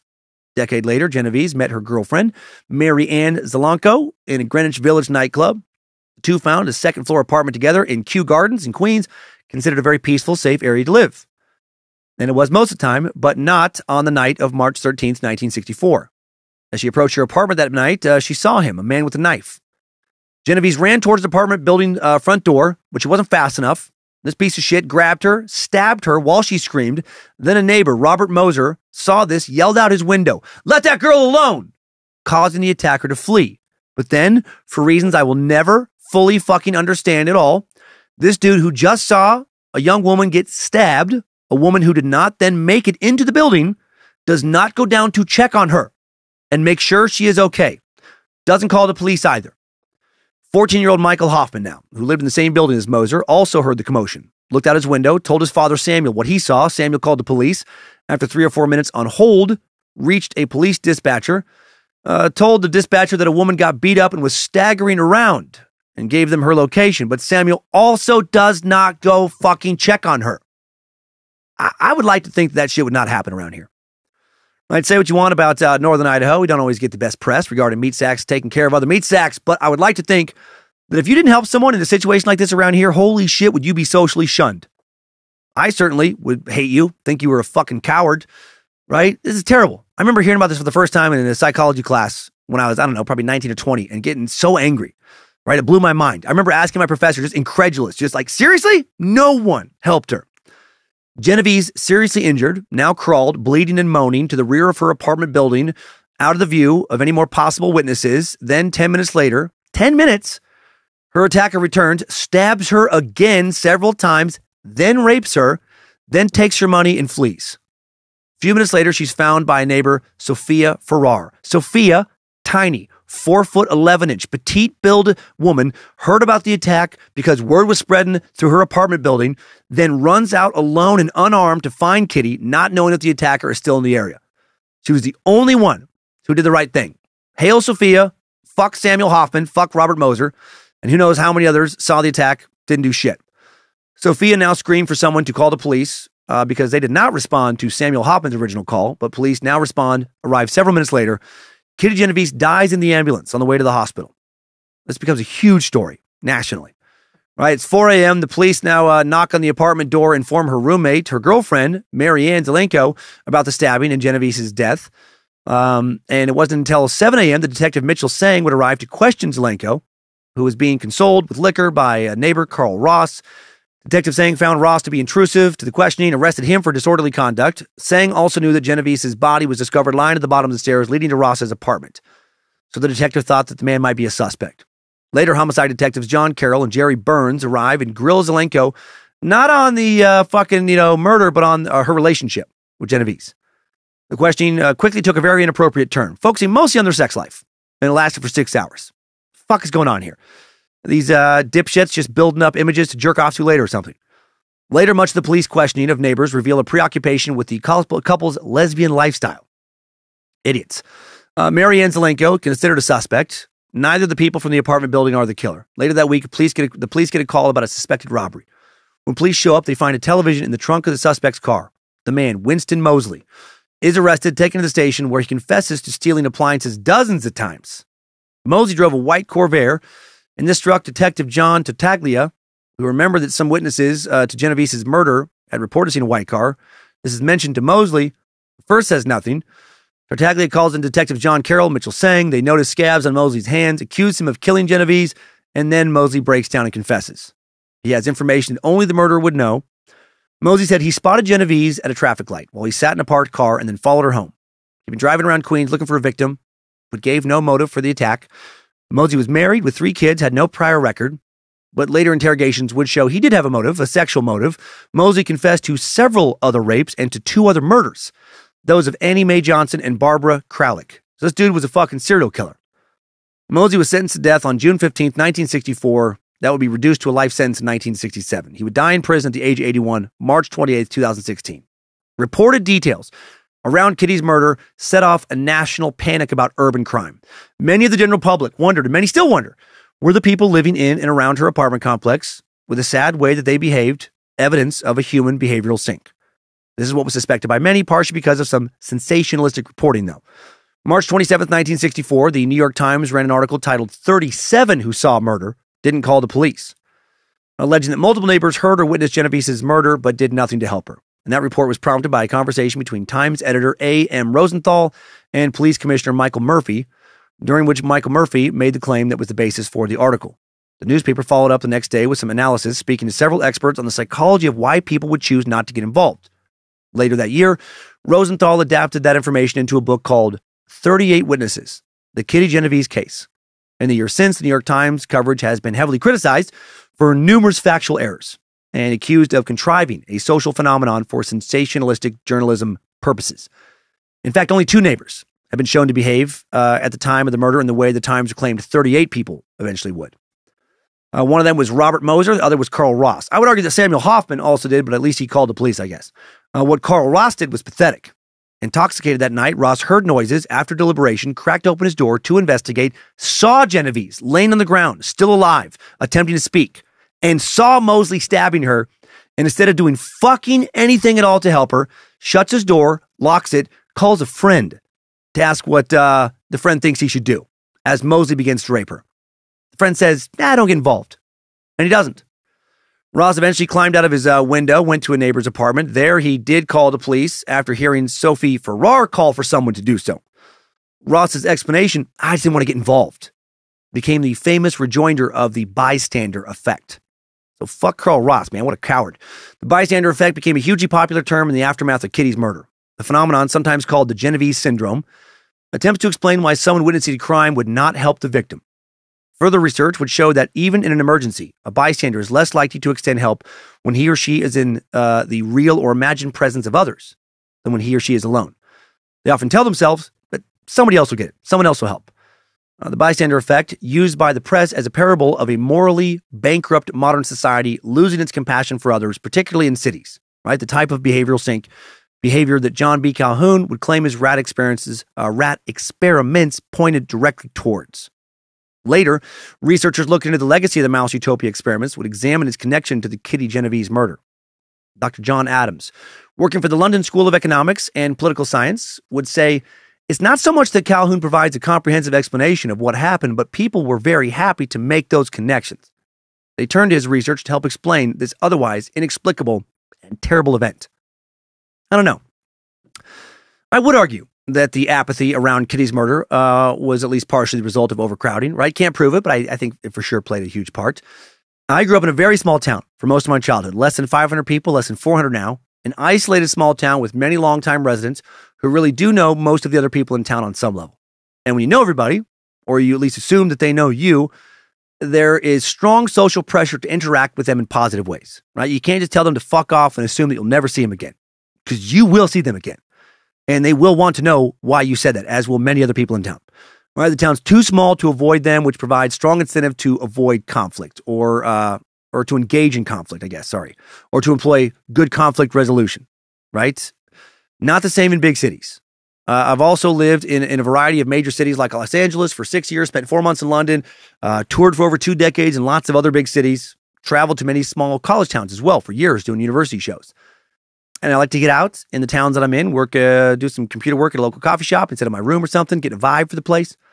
And it definitely seems like large cities breed more apathy than small towns, which only makes sense, right? In a big city, there are just so many more strangers, people you don't know, people you'll likely never see again. And overall, there are also more criminals, people you should be wary of, right? More hustlers. If you're a hustler looking to scam people on the street, well, you need foot traffic, right? You want a lot of potential marks.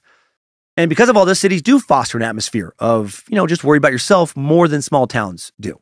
Like in my hometown, if I saw somebody laying down on the side of the road, struggling, I would check in with them, right? See if they need help. Because I would figure they were local, and then I'd be able to track down someone who could help them, someone who knows them. Also wouldn't want word getting back to my family that I just, ignored somebody struggling. But if I saw someone like that in LA, honestly, I'd probably keep on moving. When I first moved to LA, I did often stop and check on people, but then after over and over realizing that they were either high, drunk, hungover, suffering some kind of mental illness, every time I did check on them, and learning that outside of offering them a few bucks, there was usually nothing I could do for them, I started ignoring them. Right? I didn't like it, but soon I got pretty comfortable ignoring them. If I stopped to check on everybody, I would have been constantly late to any meeting I tried to go to. I would have never had any cash on me. I would have given it all away. There were just so many people struggling. I acclimated to that by becoming pretty apathetic, as did everyone I saw around me. Is that apathy a behavioral sink? Maybe it is. Is there so much more of that than there used to be in the world? Yeah, prior to the Industrial Revolution, way more people lived in rural areas than urban areas. Way more people lived in small towns like I grew up in, as opposed to cities. In 1800 in the U.S., 94% of the population lived in rural areas. Now, over 75% live in urban areas. It has shifted dramatically. And it's been like that for much of the world. I don't have data to back up this speculation, but I bet, people did a lot more to help one another, to look after the neighbors in years past, more than now on average. So as a species, are we moving more and more towards living like rats in a cage?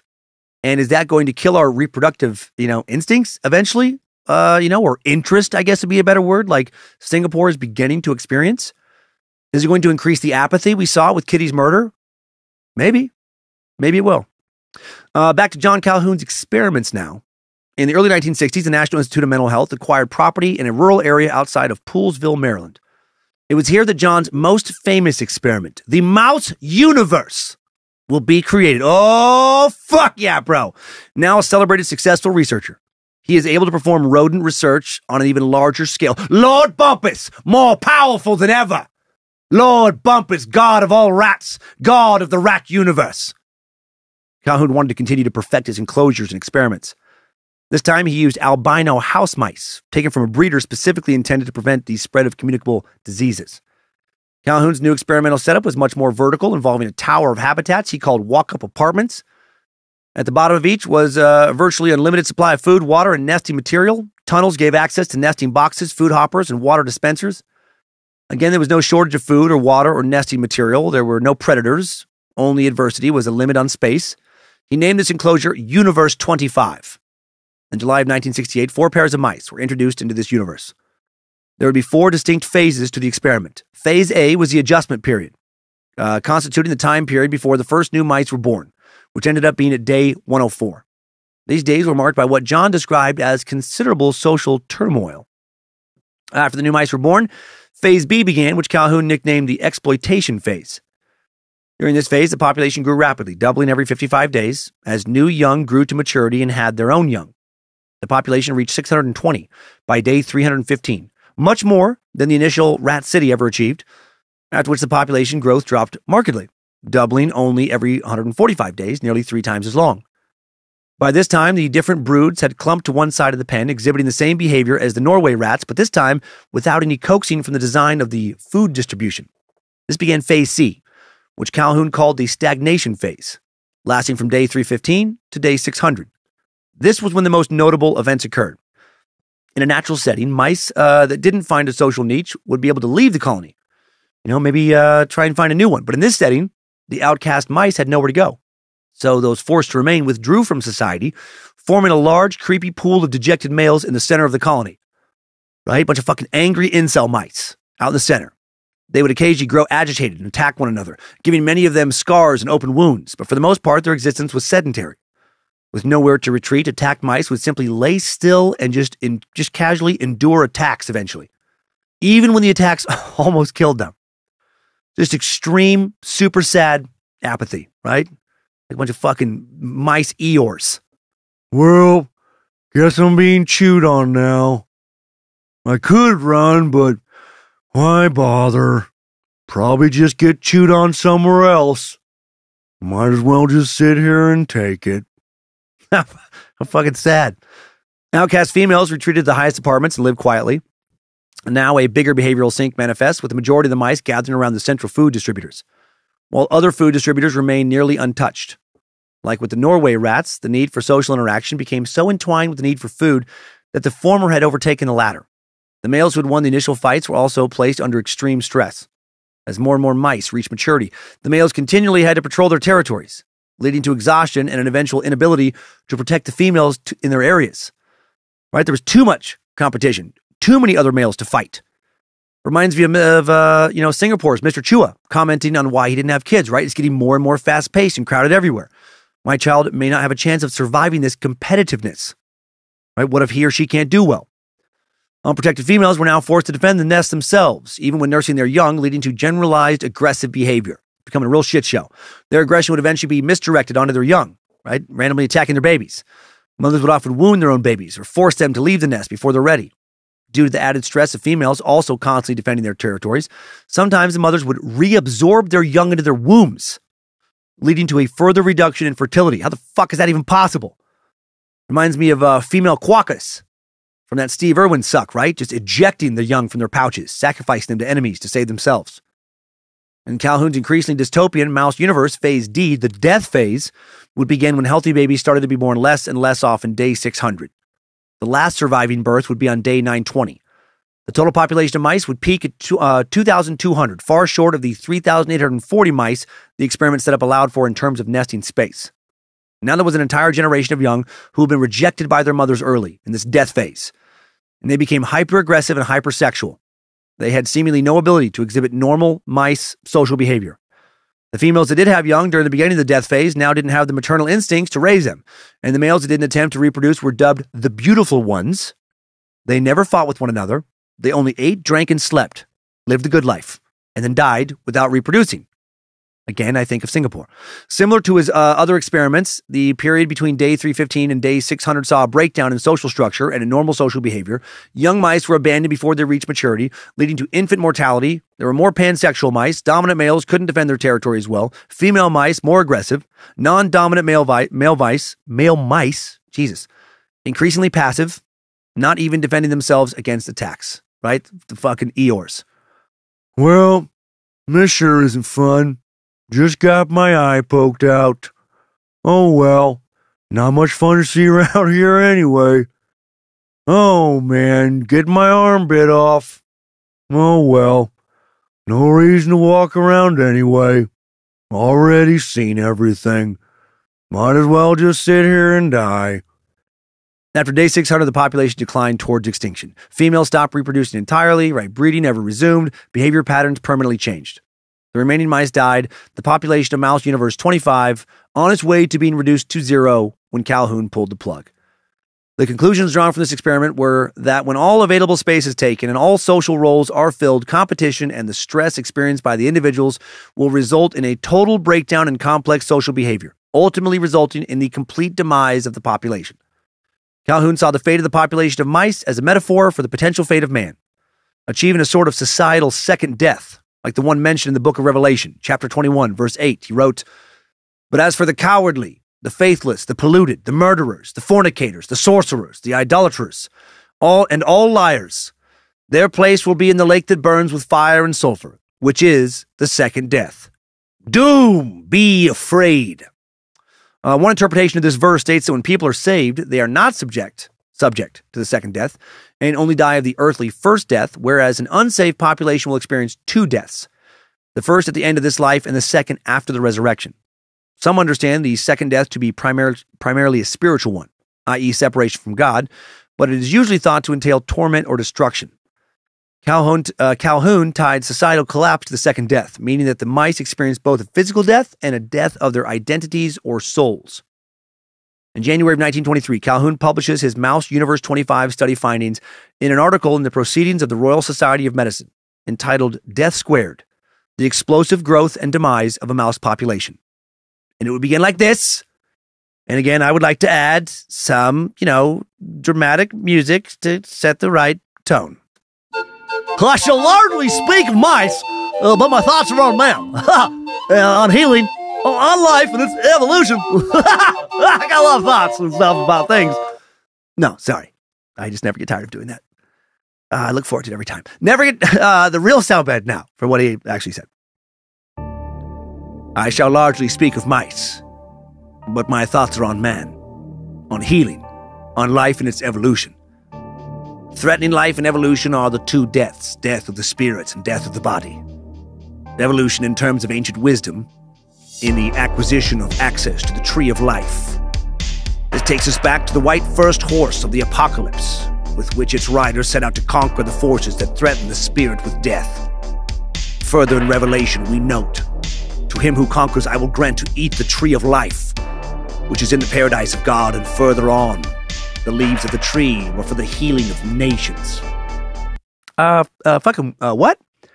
This is a scientific article, and he's quoting the book of Revelations by the fourth sentence. That's weird, right? It feels weird. I don't know. He continues. This takes us to the fourth horse of the apocalypse. I saw a pale horse, and its rider's name was Death, and Hades followed him.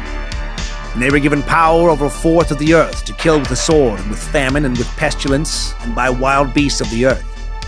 This second death has gradually become the predominant concern of modern medicine, and that there is nothing in the earlier history of medicine or in the precepts embodied in the Hippocratic Oath that precludes medicine from being equally concerned with healing the spirit and healing nations as with healing the body.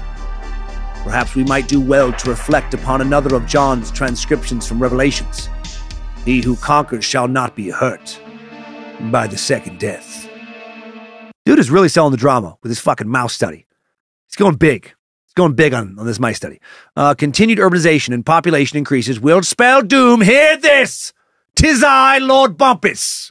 And unless you want roving rape gangs and mothers reabsorbing their young, you will heed my words. He continues. Let us first consider the second death. Table 1. The 4 mortality factors listed in Revelation have direct counterparts, with the division of one of them to form a total of 5, in the ecology of animals and nature. I shall briefly treat each of these 5 mortality factors, and then discuss the steps taken to eliminate or drastically reduce the impact of each in a utopian environment constructed for mice.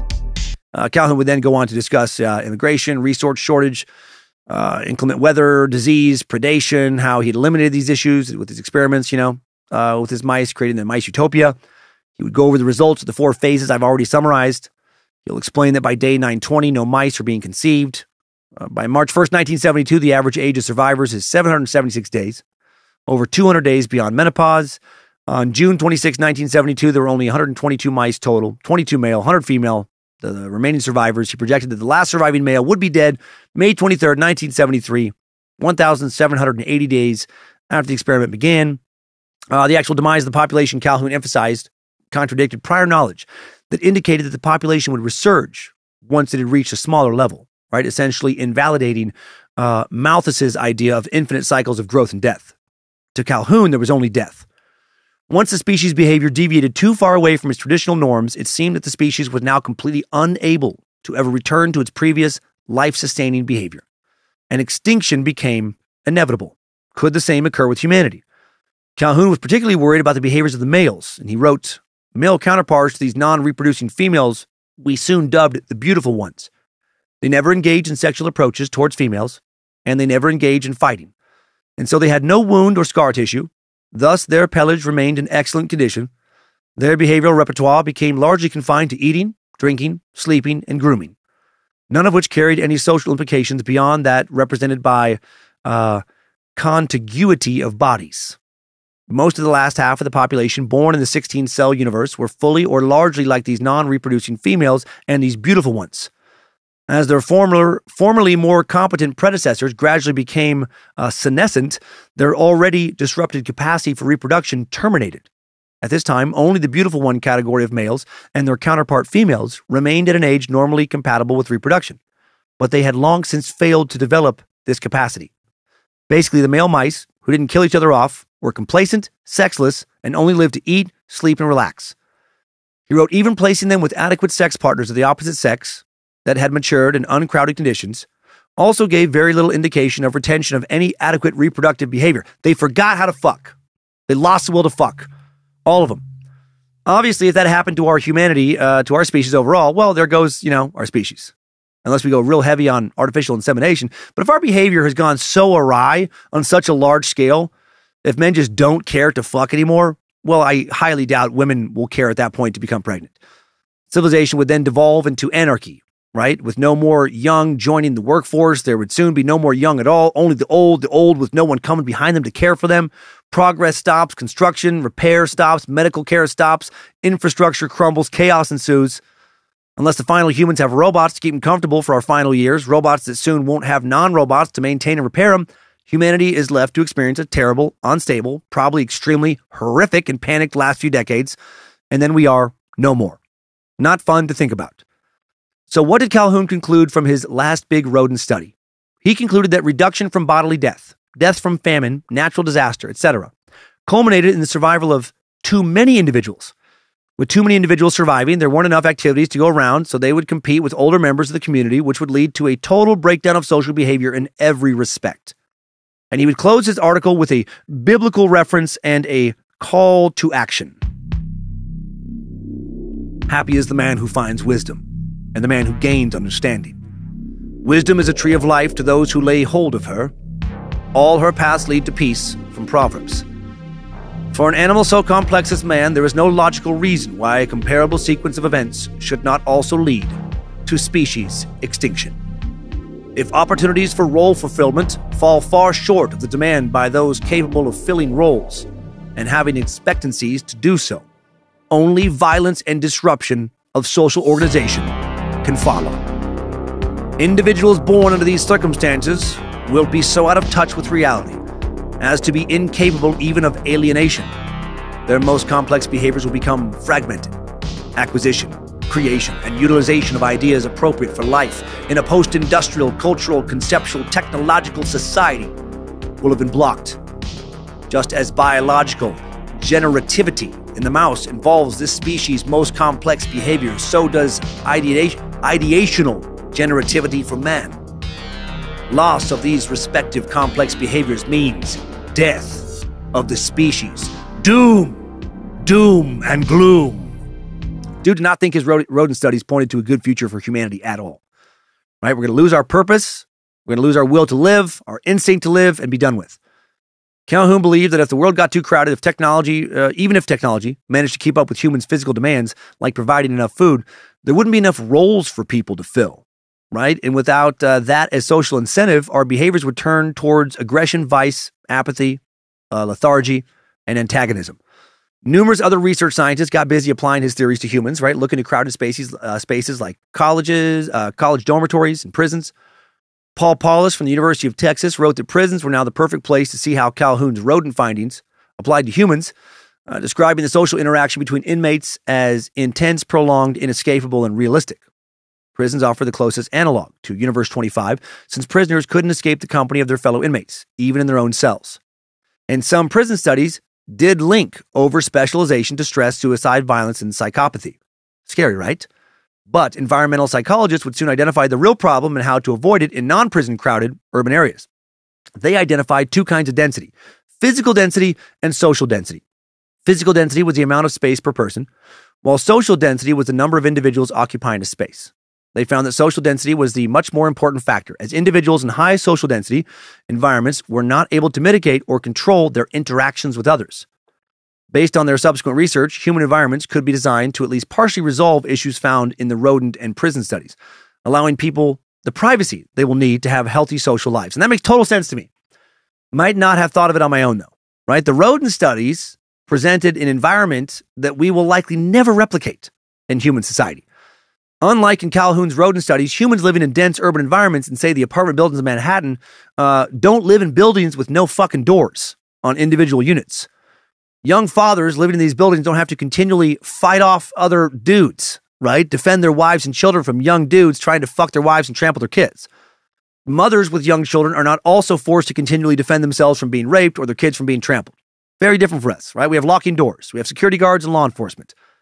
Even in a very crowded environment with living units stacked side by side and on top of one another, thanks to sound deadening technology, thanks to amazing sound systems and incredibly lifelike flat screen TVs, the ability to grow plants indoors, etc., you can create a real oasis almost anywhere if you have the money and put the thought into it. Right? You can be living in a 100-story high-rise with thousands of other people directly above and below you, thousands more all around you. But once you're in your space, you can feel like you're all alone. You can get away from everybody else, have some peace, be able to think your thoughts, pursue your interests, and not be bothered. The rodents in Calhoun's supposed utopias didn't have everything they needed, actually. They didn't have fucking privacy, and they didn't have protection. Huge differences. Most people now, it seems, do not think human beings will fall prey to the same kind of social or societal degradation as the rats in Rat City or the mice in Universe 25. Mice have very different social dynamics than humans. Another thing to think about is that there's been a fairly logical progression in our evolution towards settlement and towns and cities. Right? That progression missing with mice. Calhoun threw them into a completely foreign environment. Best case, Calhoun's rodents exhibited some behaviors which would mirror human interactions. Worst case, Calhoun just needlessly stressed out and tortured a bunch of mice and rats. There are so many problems with extrapolating human behavior predictions from Lord Bumpus's experiments. Mice have neither the intelligence nor technological capacity to solve their problems in the way that humans do. Calhoun's mice also had zero stimulus except social interaction. Nothing to play with, no wheels to run on, nothing. Seems reasonable that their behaviors would degrade over time, given that they had literally nothing to do except continually interact with one another over and over again, driving their stress levels further and further up. In the human world, we have a lot of stuff to do that is not interacting with other people. Though that does present an interesting thought about social media. Could we be driven crazy by over-socialization through continually being in touch with one another as a form of entertainment or passive activity via social media? Time will tell. Some modern thinkers think that Calhoun's experiments do point towards socialism not being the way to go for humanity. The experiments seem to imply to some that social welfare programs, if too lavish, would lead to a breakdown in the social fabric of society, as occurred in the experiment among the mice.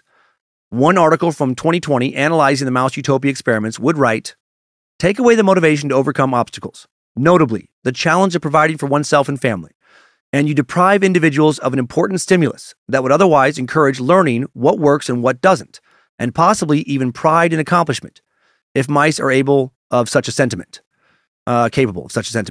Maybe, just maybe, personal growth in each mouse was inhibited by the socialistic welfare state conditions in which they lived. Compare that to a speech that President Roosevelt, made in 1935, and we can see that these ideas, right, have been long ingrained into American society. He said, "The lessons of history, confirmed by the evidence immediately before me, show conclusively that continued dependence upon relief induces a spiritual and moral disintegration fundamentally destructive to the national fiber. To dole out relief in this way is to administer a narcotic, a subtle destroyer of the human spirit. I have no empirical data to prove that FDR is right or wrong here, but the sentiment he shares there does resonate with me." Right? This is the existential crisis I referred to earlier in the episode, right? The unexpected philosophical waters I waded into this week. This really got me thinking. What fundamentally gives our lives meaning, makes our lives worth living? Isn't a lot of it our struggles? Right? Our struggles give such important context and drive to our lives, right? Our struggles shape our lives, define our lives, don't they? Think about it. If everything always worked out, if everyone got whatever they wanted, regardless of working for it or not, what then would be special? What incentive would we have to strive for anything? I've often heard parents talk of working hard to provide more for their children than they had, and the pride they feel when they've done that is palpable. I've seen with my own kids, them initially not get something they really wanted, like a spot on a team, but then double down, practice more, work harder, and get a similar spot on another team later and beam with pride, right? Have so much meaning and accomplishment. What if everyone got on the team, regardless of ability, regardless of how hard they worked to do so? Would that not rob everyone of the importance of the struggle? What honestly is the point of life, if not to try and accomplish various things, to hit various goals, to perhaps learn a new job skill or land a better job, or to do something that helps others in some way, help them learn, help them with medical problems, help them with family struggles? What if there really weren't any problems or struggles anymore because everything was taken care of? Would anything really matter in that unrealistic societal situation? Would we all be bored out of our fucking minds to the point that we would lose the will to live? What if everyone was able to fuck whoever they wanted and fuck in every way they wanted, whenever they wanted? What if we all got to eat whatever we wanted, whenever we wanted it? Every fantasy all came true. Would that actually take away from the joy of fantasizing? Right? How long in that reality until we just don't care about anything anymore? Doesn't the challenge of attaining something go such a long ways towards making it special? Doesn't working for a reward make the reward so much sweeter? What if we perfected everything, eliminated disease, eliminated competition, eliminated struggle, eliminated people being eliminated? Wouldn't life lose so much meaning? Would we then just stop being interested in life? I mean, I think it's pretty good food for thought, right? To ponder how much of the meaning of our lives is defined by struggle, by challenge, by shit not being too easy, by things not always being taken care of. Now, obviously, or at least obviously to me, to go a little farther than FDR started in that brief excerpt, when not enough is taken care of, that is also a huge problem, right? Insurmountable medical bills, prescription costs, education costs, soaring real estate and rental market costs. I think life can lose meaning in a different way if the challenges are insurmountable. Insurmountable challenges, another good way to lead to apathy and no longer wanting to play the game. And doesn't it feel like this is a game sometimes? And if the game is rigged so that you always win, just like if the game is rigged so that you always lose, what's the point in playing? Are you going to want to keep playing? So why did Calhoun come to the conclusions he did, right? The extreme conclusions, right? So just doom and gloom. Well, put this in the context of when Calhoun's experiment was taking place, the height of the Cold War, and his conclusions actually make a lot of sense, right? His emphasis on Christianity, well, that served in direct contrast to the atheist Soviet Union. Remember, it was the year that the Mouse Utopia experiments began, 1954, that under God was added to the Pledge of Allegiance. And as for the destructive powers of socialism in cities, that seems to give a scientific basis to the fight against communism. Not the same as socialism exactly, but whatever. Literally preventing an apocalypse. And remember, Calhoun's experiments were all funded by the National Institute of Mental Health, a wing of the U.S. government. This also makes sense when you consider the heavy emphasis that the Mouse Utopia experiment put on homosexuality. According to Emory professor Howard H. Chang, simply put, under the aegis of McCarthyism and its aftermath, any forms of gender and sexual expression that did not fit the Cold War ideal of heterosexual nuclear familial lifestyle were treated as domestic subversions that threatened the moral fiber and national security of mid-20th century America. Cultural authorities participated in myriad ways to reinforce and promote this Cold War ideology of normative gender and sexuality. So was Calhoun's Mice Utopia experiments a scientifically designed piece of Cold War propaganda? Were the things he chose to emphasize, the mice behaving not in line with their gender roles, societal collapse with everything provided for them, specifically based on Cold War fears about the Soviet Union? Perhaps. Following the end of Calhoun's Mouse Utopia experiments, a lot of different people would continue to be fascinated by its themes of masculinity, power, and societal degradation. The writers of Judge Dredd, the flagship character of the British comic book 2000 AD, recall being aware of Calhoun's work. Right? Dredd brutally polices massively overcrowded megacities, urban environments which had exceeded what Calhoun called the mega crisis, the point at which the problems of overcrowding became irresolvable. All right, in 1982, the popular animated film, The Secret of Nim, now a cult classic of sorts. Hopefully I'm saying Nim right. I think, Tyler, are you familiar with that movie? Yeah, I've only heard it called that. Nim, right? Yeah. A staple and favorite of many people's childhoods would be released. Nim as in NIMH. The National Institute of Mental Health. Did you know that this movie was inspired directly by Calhoun's Mouse Utopia experiments? The movie is based on Robert C. O'Brien's 1971 children's novel, Mrs. Frisbee and the Rats of Nim. In the late 60s, O'Brien allegedly visited Calhoun's lab, met the man trying to build a true and creative rodent paradise, and took note of things like a frisbee on the door, According to him, the scientist's own attempt to help when things got too stressful. Soon after, O'Brien wrote Ms. Frisbee and the Rats of Nim, a story about rats who, having escaped from a lab full of blundering humans, attempt to build their own utopia. Calhoun will die September 7th, 1995 at the age of 78. Many of his research papers were then donated to the National Library of Medicine by Edith Calhoun and the American Heritage Center. His death would not mark the end of his legacy. In the years since, Calhoun's rhetoric has maintained its strength with different groups of all political persuasions, bending his results to confirm their ideas about societal degradation. Rather than the fight against communism, these new interpretations have tended to focus on masculinity. Let me share one shitty example. All these examples are, in my opinion, pretty ill-informed. But here we go. July 8th, 2014, the website Return of Kings published an article called What Humans Can Learn from the Mice Utopia Experiments. It focused mainly on fertility and gender roles. This was the article's analysis of the mice Utopia experiments. In the male mice, a limited space and a boom in population caused the males to fight more to be accepted. Since not all mice can be alpha males, the losers withdrew. With excess males fighting for dominance, older males gave up, leaving the females to fend for the family. These would then become increasingly aggressive, and some even began attacking their own offspring. Calhoun noted that as time progressed, mothers fell short of maternal expectations. In recent years, there has been an increasing amount of cases of child neglect and abuse by human mothers that have made national headlines. It is not hard to speculate that there are many more we have not heard. In Australia, police have released data that attribute half of the nation's infanticides to their mothers. Since these are the more notorious cases which the media publishes, the less extreme cases go unnoticed, underreported in the media. In the last few decades, there have been a string of stories in the media which, when examined as a whole, tell us that women are starting to lose their natural instincts for nurture.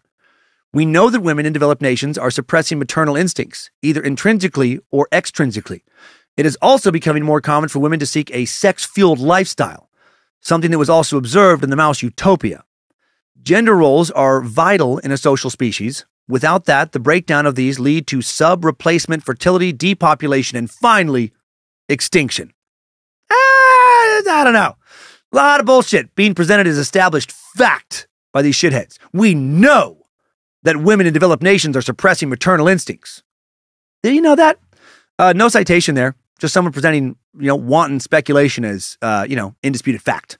Also, has child abuse increased in recent decades? I fucking doubt it. I would argue it's decreased substantially. The definition of child abuse has changed, which could affect the stats. And I really couldn't find the stats I was wanting to find that was a comprehensive look at child abuse reporting over the years. But hitting a kid with a belt until their ass is bruised, right, that could get you in a lot of trouble with Child Protective Services today. But 100 years ago, not going to be reported because it's not fucking child abuse, right? Parenting 101. So actually, I would argue strongly that child abuse has fallen greatly. The Return of Kings article even claimed to draw parallels between the beautiful ones, the mice who were not injured, right, and men who wear makeup, saying, in the Republic of Korea, 10% of men wear makeup. In other developed nations, the beautiful ones are the vapid and shallow celebrity and beautify obsessed youth. Okay, so what is this media source that claims to be analyzing this? Is it an objective, well-researched publication? No, it is not. Return of Kings describes itself this way. Return of Kings is a blog for heterosexual masculine men. It's meant for a small but vocal collection of men in America today who believe men should be masculine and women should be feminine. Return of Kings aims to usher the return of the masculine man in a world where masculinity is being increasingly punished and shamed in favor of creating an androgynous and politically correct society that allows women to assert superiority and control over men. Sadly, yesterday's masculinity is today's misogyny. The site intends to be a safe space on the web for those men who don't agree with the direction that Western culture is headed. Women and homosexuals are strongly discouraged from commenting here. Holy shit. Yesterday's masculinity is today's misogyny. Yeah, that's a stretch. Some of yesterday's masculinity is today's misogyny. Like fucking slapping your wife for speaking at a turn. And that should be considered misogyny, right? These fuckers sound like the guys from The Handmaid's Tale. I'm sure they would love to take away women's rights to vote and own land, for sure take away reproductive rights, just to let women be women again. Subservient and do what they're fucking told. You know what? If you want to live in traditionally male ways, to be the provider, to hunt, to be good with the gun, etc., fucking do it. I like that. Lindsay and I are actually very traditional in a lot of ways because that works for us. She is very traditional in a lot of ways. She loves being a homemaker, truly. No pressure from me at all, zero. And she hates it when women give her shit for wanting that. She's like, well, you can want to climb the career ladder. I don't, and that's also okay. But it doesn't have to work for everyone, right? There's no evidence that society is going to fucking collapse if everyone doesn't live the same way they've always lived. Man, so many people just see what they want to see, don't they? Interpret things in the way that fits their already solidified, rigid worldview. And then take that weird extra step of expecting everyone else to live the way they do because that's the right way. And that shit has driven me crazy for years. As long as you're not hurting anyone, not endangering your kids, not infringing on my right to live the way I want to live, as long as I'm not hurting anyone or endangering kids, let's live and let live. But also maybe not just peek out the window and not do fuck all else if one of us is getting stabbed, robbed, or raped. Be our own people, but also help each other when needed. That sounds good to me. And now let's hop on out of this Timesuck timeline. Good job, soldier. You've made it back. Barely.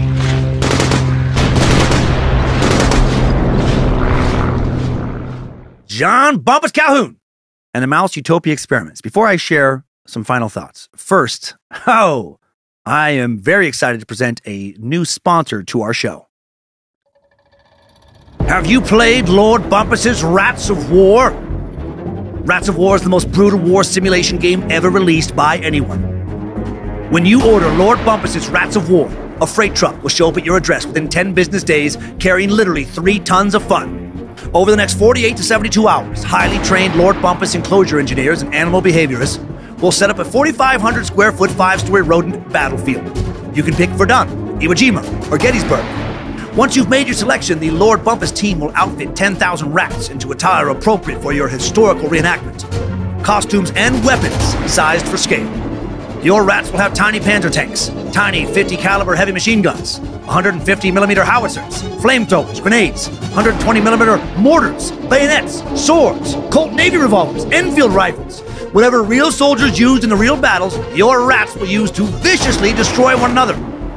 Lord Bumpus team members will place rats in French soldiers' uniforms, American Marine uniforms, Confederate and Union soldiers' uniforms, or Imperial Japanese Army uniforms. Japanese soldier rats will even be trained to rape and eat their opponents. Every detail has been thought of by Lord Bumpus for the epic Rats of War simulation game. Once the game begins, you're guaranteed to have at least 60 minutes of high-octane entertainment as you watch your rats brutally murder one another through multiple viewing windows. And once one entire army of rats is dead and the battle is over, the entertainment will not stop. Now the game transitions into Rat Apocalypse.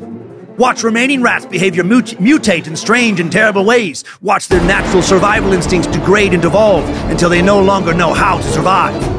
Purchase the Zombie Rat Booster Kit to introduce a legion of highly aggressive cannibal rats made to look like the undead. Watch them ensure that the survivors of the war simulation spend their final moments in pure, unadulterated terror. Purchase Lord Bumpus's Rats of War today! You don't have to live through hell on earth. You can just buy and watch some rats live through it. Despite all their rage, they are still rats in a cage. The horror! The horror! Lord Bumpus's Rats of War is a subsidiary of Bear Evil Incorporated. Play at your own risk. Holy shit, that sounds intense. Sounds pretty fucked up for the rats, but I kind of still want to play it. So anyway, what did, John Bumpus Calhoun's ideas resonate with? Or why did John Bumpus Calhoun's ideas resonate with and concern many like they did?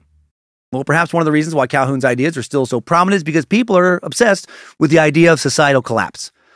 Many believe that great civilizations don't just simply disappear, right? Instead, they cannibalize themselves. This was the opinion of noted British professor, author, and historian Arnold Toynbee in his 12-volume magnum opus, A Study of History. It was an exploration of the rise and fall of 28 different civilizations, and the conclusions it came to only partially true, right? Usually there are outside effects in addition to some kind of cannibalization. Like the Roman Empire, for example, was the victim of many ills, including overexpansion, climate change, environmental degradation, and poor leadership. And then the empire was brought to its knees when Rome was sacked by the Visigoths in 410 CE, and then the Vandals in 455. Looking at science, history, or any other measurement, is it possible to quantify societal collapse at all? Or do we just look for ways that society has collapsed and project our own assumptions and biases? Do we assume that changing gender roles or greater sexual permissiveness, etc., has collapsed societies because of our own cultural hangups and preoccupations, even though these things aren't actually proven to lead to a genuine collapse, i.e. destruction of society at all. At least for mice, many scientists studying Calhoun's experiments have identified the problem as not being overcrowding, not being overcrowding, i.e. overpopulation, but excessive and unavoidable socialization, lack of privacy, lack of security. Maybe if the mice had had that and also had something to do, a toy to play with, something to run on, instead of continually hanging out with just each other, they would have been just fine. I learned a lot today. I learned that the world is not, in fact, going to collapse from overpopulation. I also learned that we're not going to start eating each other, attacking each other constantly, trampling babies, and engage in other horrors if we live on top of one another. But we might stop having kids, at least not at the same rate. And we might not take care of each other like we have historically. Or maybe we haven't done a lot of that in the past either, right? Kitty was just one person. Don't want to read too much into the behavior of everyone living in cities based on literally one example and some of my armchair speculation. For me, I think it's crazy how some of my past stand-up bits, my thoughts and worries expressed in comedic form, were formed over fears of overpopulation, fears that might be traced back to John Calhoun and his weird rodent experiments. That damn butterfly effect. We're always being swayed by it, right? For better or for worse. Makes me wonder where so many of my other thoughts and opinions can be traced back to. John Bumpus Calhoun, interesting dude, interesting topic that really got me thinking about something I did not expect to think about heading into this week, right? The meaning of life, or meaning in life. Sometimes when I feel overworked, when I'm tired and stressed, right, I've daydreamed, like most people, about not working, right? Just not having shit to do. But would that really make me happy? Day after day of fishing and hanging out with friends and family? I mean, it sounds great, right? At quick glance. But what if I was just doing that? Would I be happy? Would I be fulfilled? Would I have enough meaning, right, in my life to feel satisfied? I honestly think pretty quick I'd get pretty depressed, right? I would like more of that a lot of the time, but not all that. What do I talk about when I'm with my friends and family? Definitely work is a large part of the discussion, right? Because it fills me with purpose doing this, fills me with meaning. Not only pays my bills, it gives me financial comfort, but it fills me with pride. Pride to know that this has all affected a lot of lives in positive ways. That I've helped others to start chasing their dreams, for example, or to continue doing so, or to not be depressed, right? Or to not end their lives, or to find a community built around a podcast enriching their lives greatly. I'm so proud of how much money we've been able to raise for charities, how many kids we've now helped with, have some kick-ass holidays. I'm proud that my voice in a lot of ears every week, usually sounding better than it does this week with the stupid fucking cold that won't go away, has given another friend to those who need it, right? My work gives me so much meaning. And this job didn't come easy, right? I had to struggle a lot for a long time to get here. A lot of years filled with a lot of stress, a lot of uncertainty, long hours, getting older in a competitive landscape that favors youth. Still fills me with worry some days, right? Worries of not being able to keep this all going and keep good people employed in good jobs. Worries of fucking it up somehow, mismanaging money, ending up broke. Worries of eventually disappointing everyone who loves this. But those worries, the struggle, also where all the beauty in all this comes from. For me, right? I don't want to live in some fucking utopia where everything is always awesome, because then nothing would be awesome. Moments of thinking, you did it. You worked and risked and struggled and failed, but you kept going. You kept going when close family thought you should quit. You kept going when peers were saying you were done. You kept going past talk of being a has-been or never was. Kept going when no one would take a meeting with you, when people told you that your ideas, this idea, wasn't good enough to do anything with. Not giving up, continuing to struggle, gave me a shit ton of meaning. Kept me feeling so alive, even when I didn't know if it was going to work, right? When it paid off, whenever anything I've done has paid off, when I didn't think it would, when I found Lindsay after thinking I might not find someone who would take a chance on me and 2 kids, when I drove a beat up fucking Hyundai with busted window and didn't have much money or career prospects in my mid-30s, damn, it felt good to get a win, where I knew there was a good chance of getting a loss, right? So much meaning. And even if none of this would have paid off, continuing to push and try, that struggle itself would have continued to give my life meaning. So proud of the relationship I have with my kids after having to work so much harder to keep that relationship going after my first wife left me, right? That was painful, but it led to so much reflection and growth and meaning, led to so much more appreciation for life. Now when things are, going better, I appreciate it more, right? I keep pushing myself because I love the challenge and struggle of keeping this all going, of trying to grow it further, of not having to go away. Right? Why not? Live life when you can live it, right? I love wondering where all this can lead. If I had a massive pile of money and never had to worry about finance, I used to tell myself I would do things very differently. Maybe take a break from working altogether. Would I? Really? After thinking a lot about meaning in life this week? Fuck no. Now, I fucking love this. This shit is my life, right? So are my kids. So is my wife, Lindsay. No, I would rather be tired sometimes, stressed sometimes, to struggle and have to fight for this sometimes, than not have to worry about shit and just, I don't know, float around in a fucking pool floaty and just have drinks.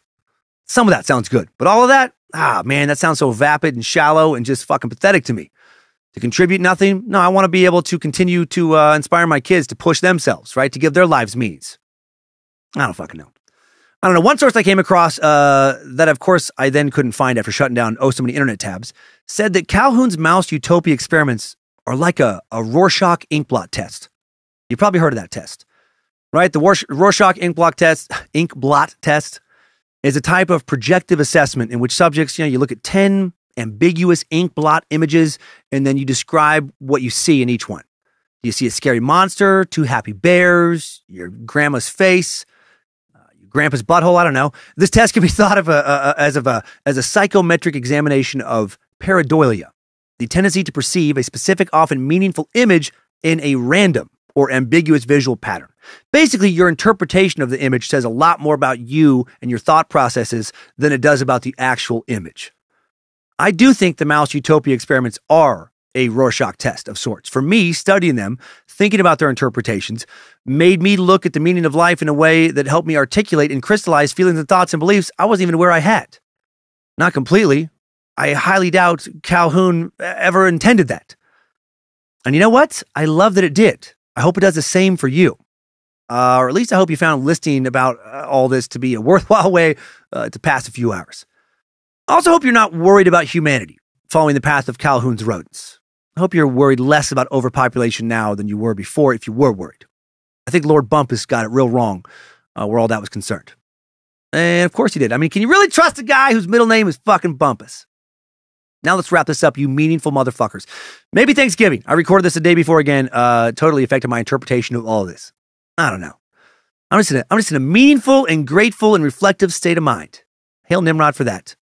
Now let's head to those takeaways.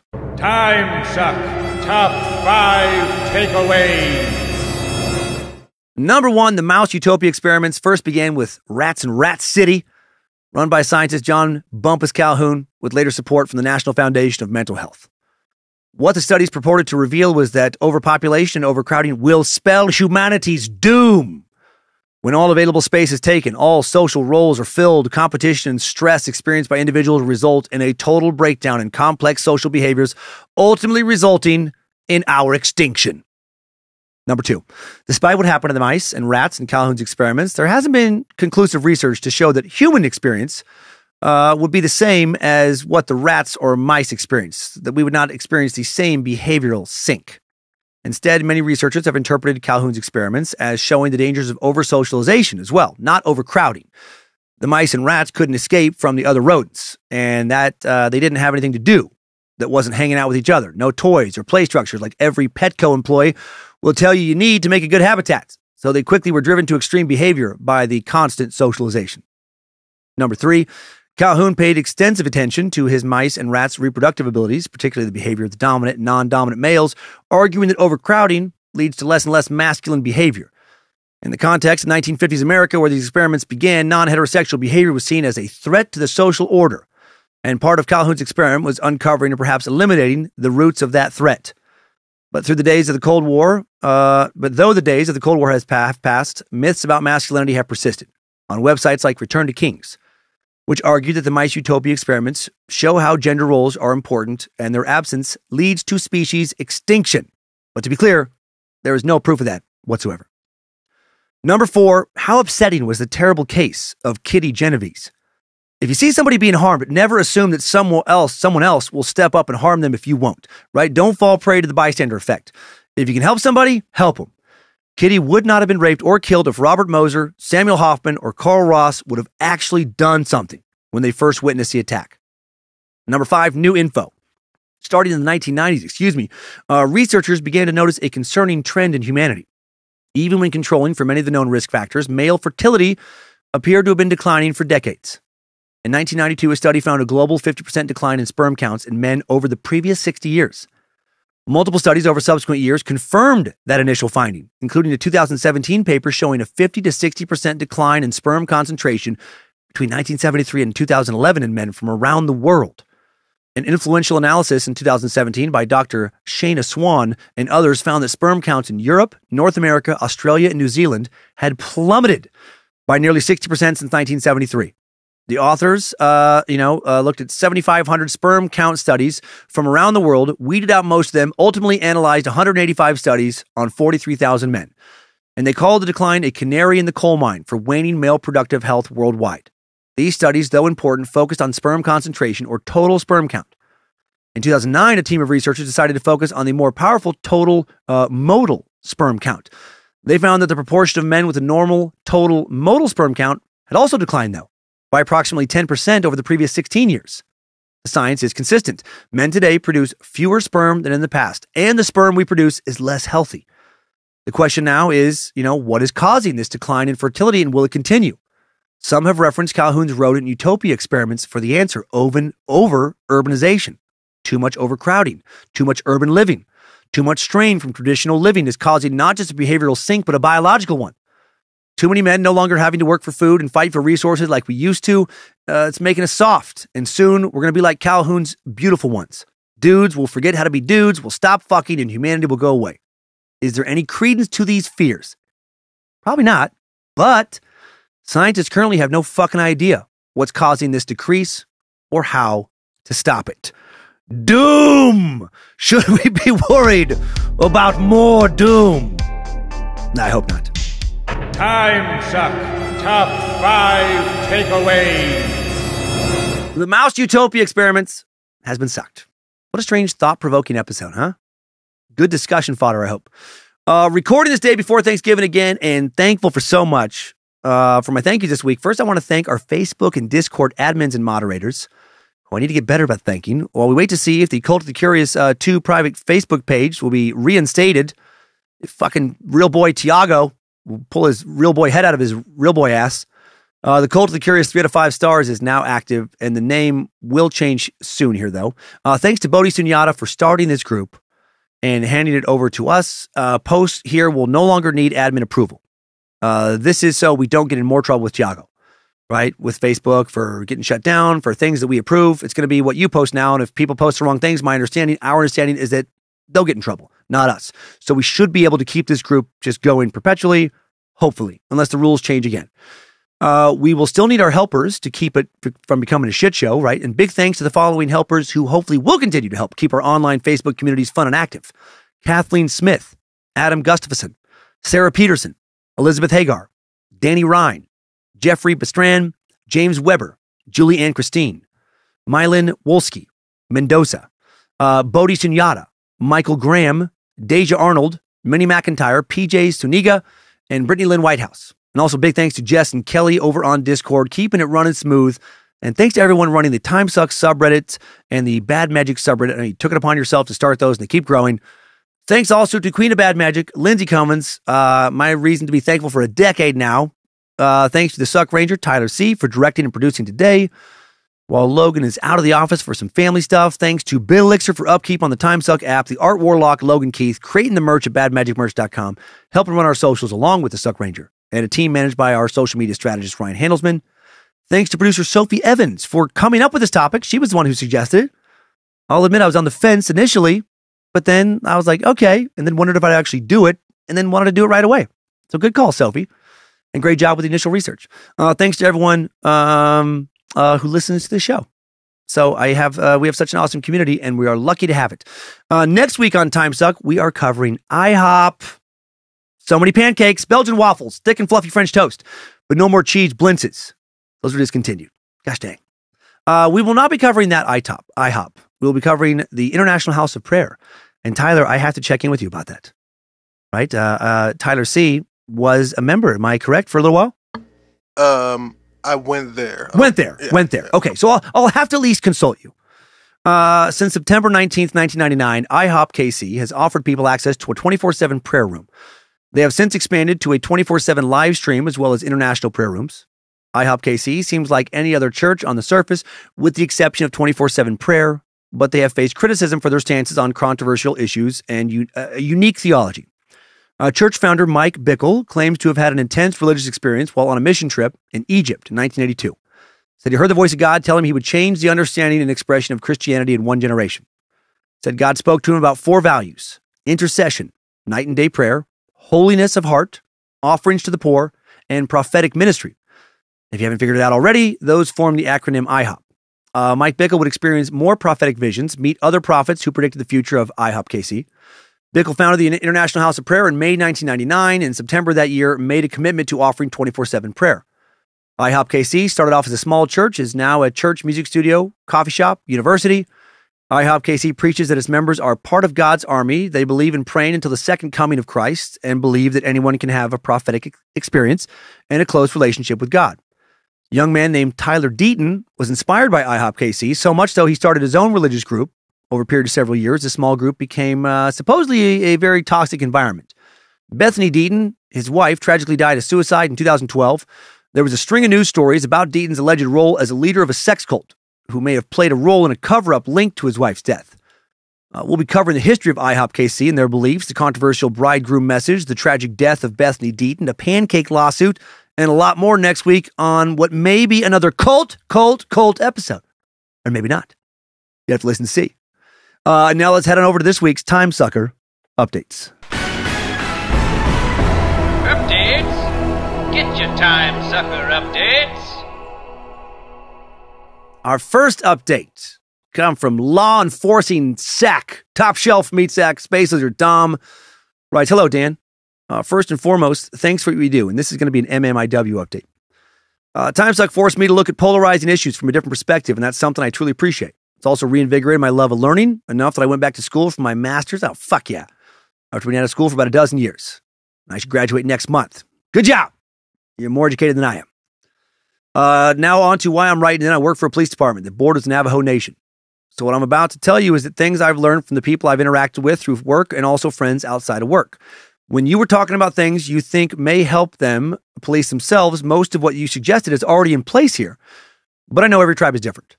The tribal council picks the chief. Their police department has an insane training budget. That's good. Their cars are generally better than what my department can provide. And this is the biggest, tribal nation. Their buildings are, at least the ones I've seen, extremely modern and updated. And they generally have high quality equipment. Most of this is done through federal grants. They also have courts and jails.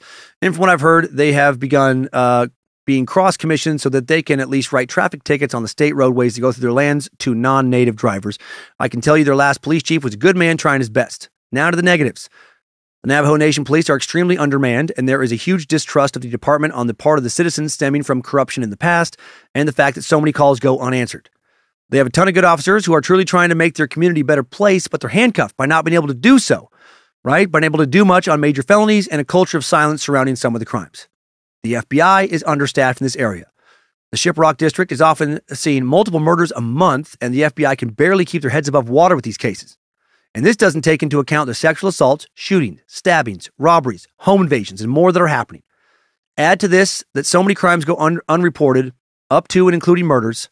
I know that sounds strange, but often the victim's family will not report it and will just have a funeral and no one ever knows about it. That's fucking crazy. There are a lot more stories of stuff I've seen with my own eyes and so many horrible stories I've heard of happening out here, but you'd be reading for a week if I tried to write them all down. Now for what I think is one of the worst parts, the Navajo Nation Privacy Act. I learned about this from an officer I met while helping them search for a suspect who is part of a ring committing home invasions and auto thefts and had just shot at their officers during a pursuit. I thought it was weird we hadn't heard anything about it since this had been going on for quite a while, and our city being just a few miles from where this occurred. That's when she explained the Navajo Nation Privacy Act to me. Basically, any crime committed on the reservation cannot be reported to the news unless the victim does it. The fact that these crimes are happening constantly and no one ever hears about it is absolutely insane to me. The rapes, murders, shootings, all of it. And no one outside the Navajo Nation can ever understand the gravity of it because it's never reported on by any media outlets. Our city literally shares a border with the Navajo Nation, and we never hear anything in the paper, on the news, or online about what's happening so close. Luckily, the Navajo Nation has people like Becky Johnson. She's out there telling her story, advocating for her people, helping victims like herself, and trying to bring attention to something that needs so much more attention than it ever gets. I've attached a link to her story, and a quick internet search will bring up so much more of what she does for her people. She's a true warrior. And the fact that she's still out fighting after what she's been through, her family's been through, and her people are going through is proof of it. She's one of the strongest people I've ever met, and what she does to shed light on what's going on is something the Navajo Nation needs more of. Please give her a shout out. The world needs more people willing to stand up and fight to be heard. If you'll give one more shout out to Danny, the guy who introduced me to the Suck. He's one of the most mediocre people I've ever met. He shows up to work every day, and he works harder than anyone just to not be the absolute worst at his job. That's funny. Sorry, not sorry for the length. 3 out of 5 stars, all that stuff. Keep doing what you're doing. You're helping make the world a better place by getting these issues out there, Dom. Oh, thank you, Dom. And thanks for shining the light on Becky Johnson. Yeah, and just what's going on, even when a very funded with a lot of modern equipment, the law enforcement force, the Navajo Nation is still handicapped by various laws and by not being able to punish people like they should. And it's so fucking sad. And this is the biggest, probably most well-funded, tribal nation in the U.S. by leaps and bounds. Yeah, something definitely needs to be done. So thanks for shedding more light on this issue. And fucking Danny, sorry you have to spend time with that dirtbag. Oh, man, why is he listening to this show? What a fucking average at best fucking dingleberry. So I hope you find better coworkers than Danny, and I hope life gets better for you, Dom. No, seriously though, thanks Danny for spreading the message to Dom, and Dom, congratulations on your upcoming graduation. And now let's go on to another fine sucker, Ethan Powell, a fucking scientific sucker, sharing some silliness. Ethan writes, Major General Mushmouth. I work in a quiet laboratory and I listen to Timesuck and Scared to Death religiously during my days. Hail Nimrod! During last week's World War II Part 2 episode, I embarrassed myself by literally laughing out loud when you got to Operation Forager and you said Guam and the rest of the Marinara Islands. Couldn't help but laugh when I immediately pictured Japanese soldiers camouflaged in rivers of delicious red sauce, like Stallone in that scene from Rambo 2. Obviously, this drew a lot of looks from about a dozen other people around by my sudden outburst. Can't thank you enough for the years of laughs and interesting facts. Keep on sucking. Ethan Powell. I like the phonetic. It's P-O-W-E, and you said it sounds like Powell, like in a comic book. P.S. It's Mariana, not marinara. Insert a stereotypical Italian finger gesture here. A marinara! It's a marinara! I'm fighting in order to marinara! Look at all the spaghetti sauce! We gotta get these troops over to the Linguini Mountain and fight down a lasagna! Nah, I didn't even fucking notice I did it. I love how many messages we've gotten. Thank you for sending that in. Very, very different scene, right? It's fucking Mario Brothers time out there in the South Pacific. Let's go! It's about time! We fight these soldiers! We gotta free these people! All right. Another a local sack now. Concerned meat sack. Hannah Monson writes about something that numerous people have written in, so I should address. Hannah writes, Hi guys, I'm sure you've heard about the recent murders in Moscow that happened on Sunday. I live in the area and work in Moscow, and the feeling is very eerie here. People are terrified and upset. I'm writing just to let you know that there has been a GoFundMe set up for all 3 of the female victims to support their families. I thought it'd be a good idea just to mention it in this next episode. I know that as an Idahoan, this must have hit you guys hard as well. Thanks for reading.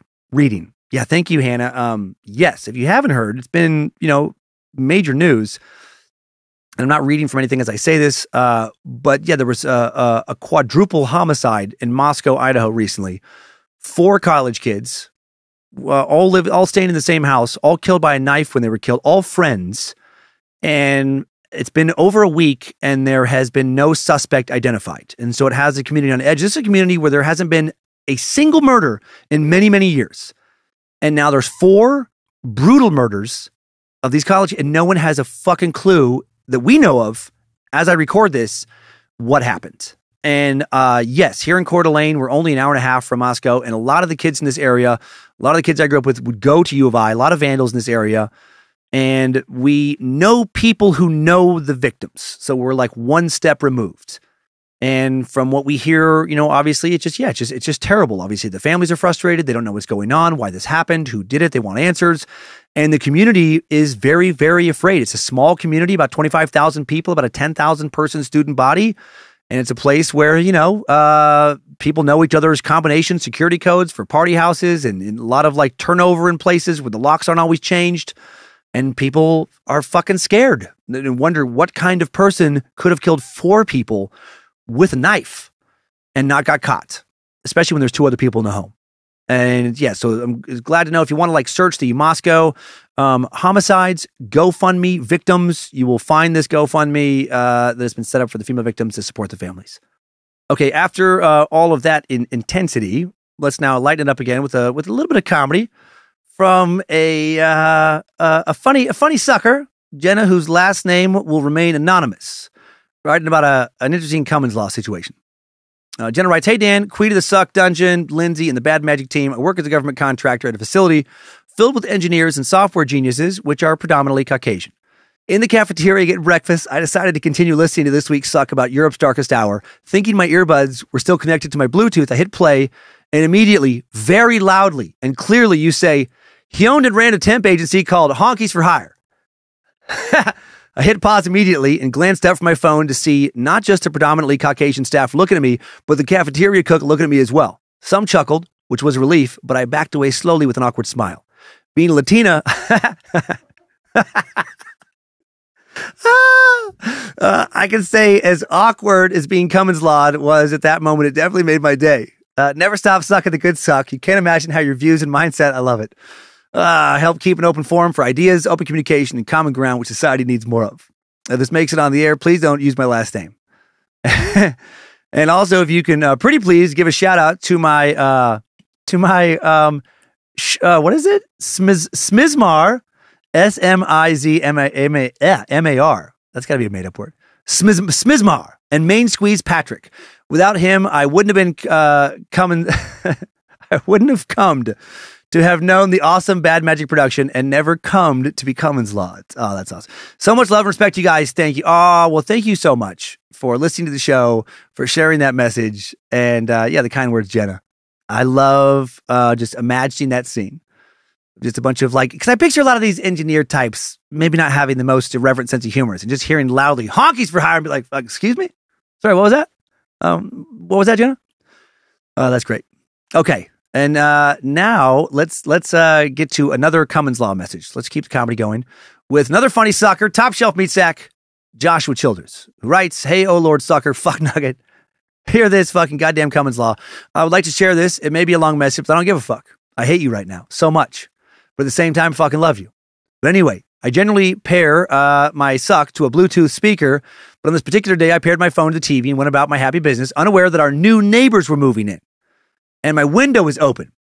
Today is November 18th. The time is 12:40. Just thought you should know that and see if you can't connect the fucking dots and figure out what episode came out today, you son of a bitch. I went outside to take the trash, to which I came across a group of 6 people kind of huddled around my window. I started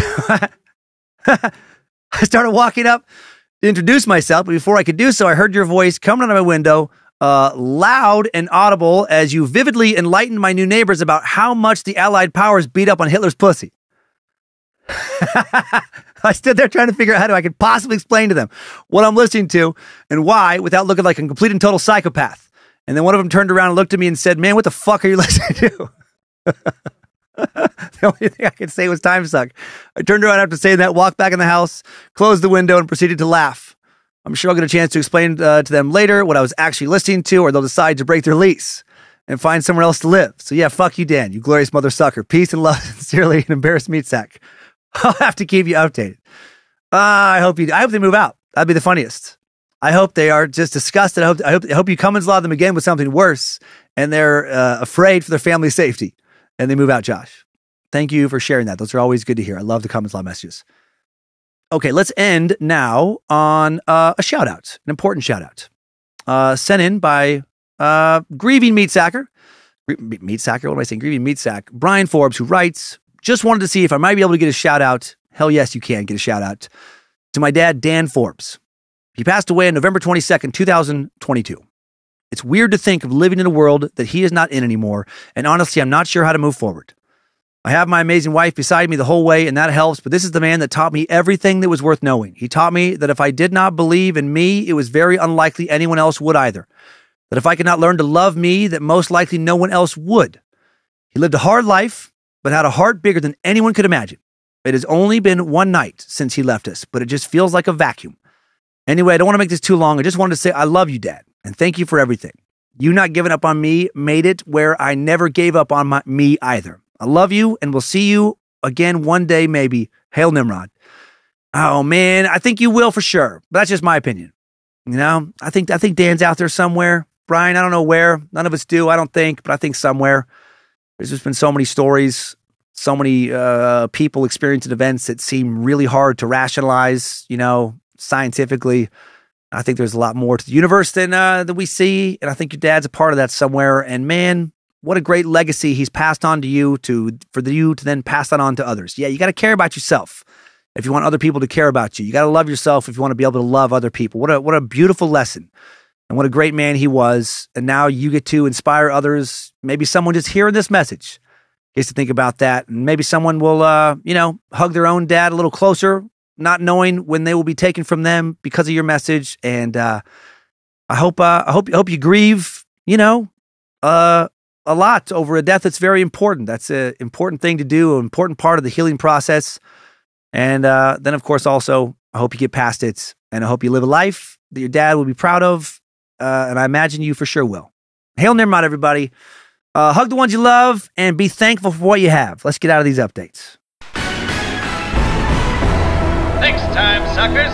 I needed that. We all did.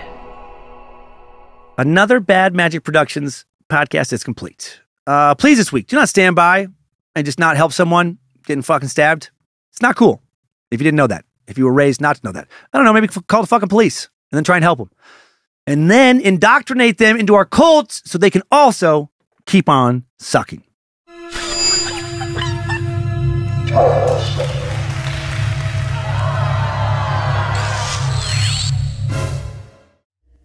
Bad Magic Productions.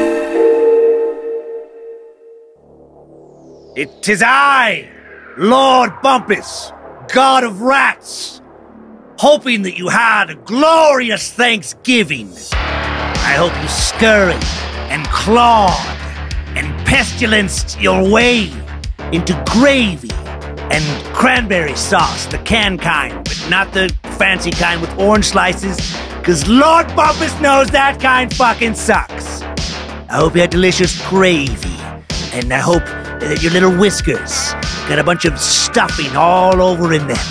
But like real stuffing, not the dry stovetop shit, but the good kind stuffed in a dead turkey's butthole and set into a stove for an undetermined amount of time, because I've never had to make Thanksgiving for myself. I hope you had olives and maybe put some on your fingers and ate them off, because that feels good sometimes tactily.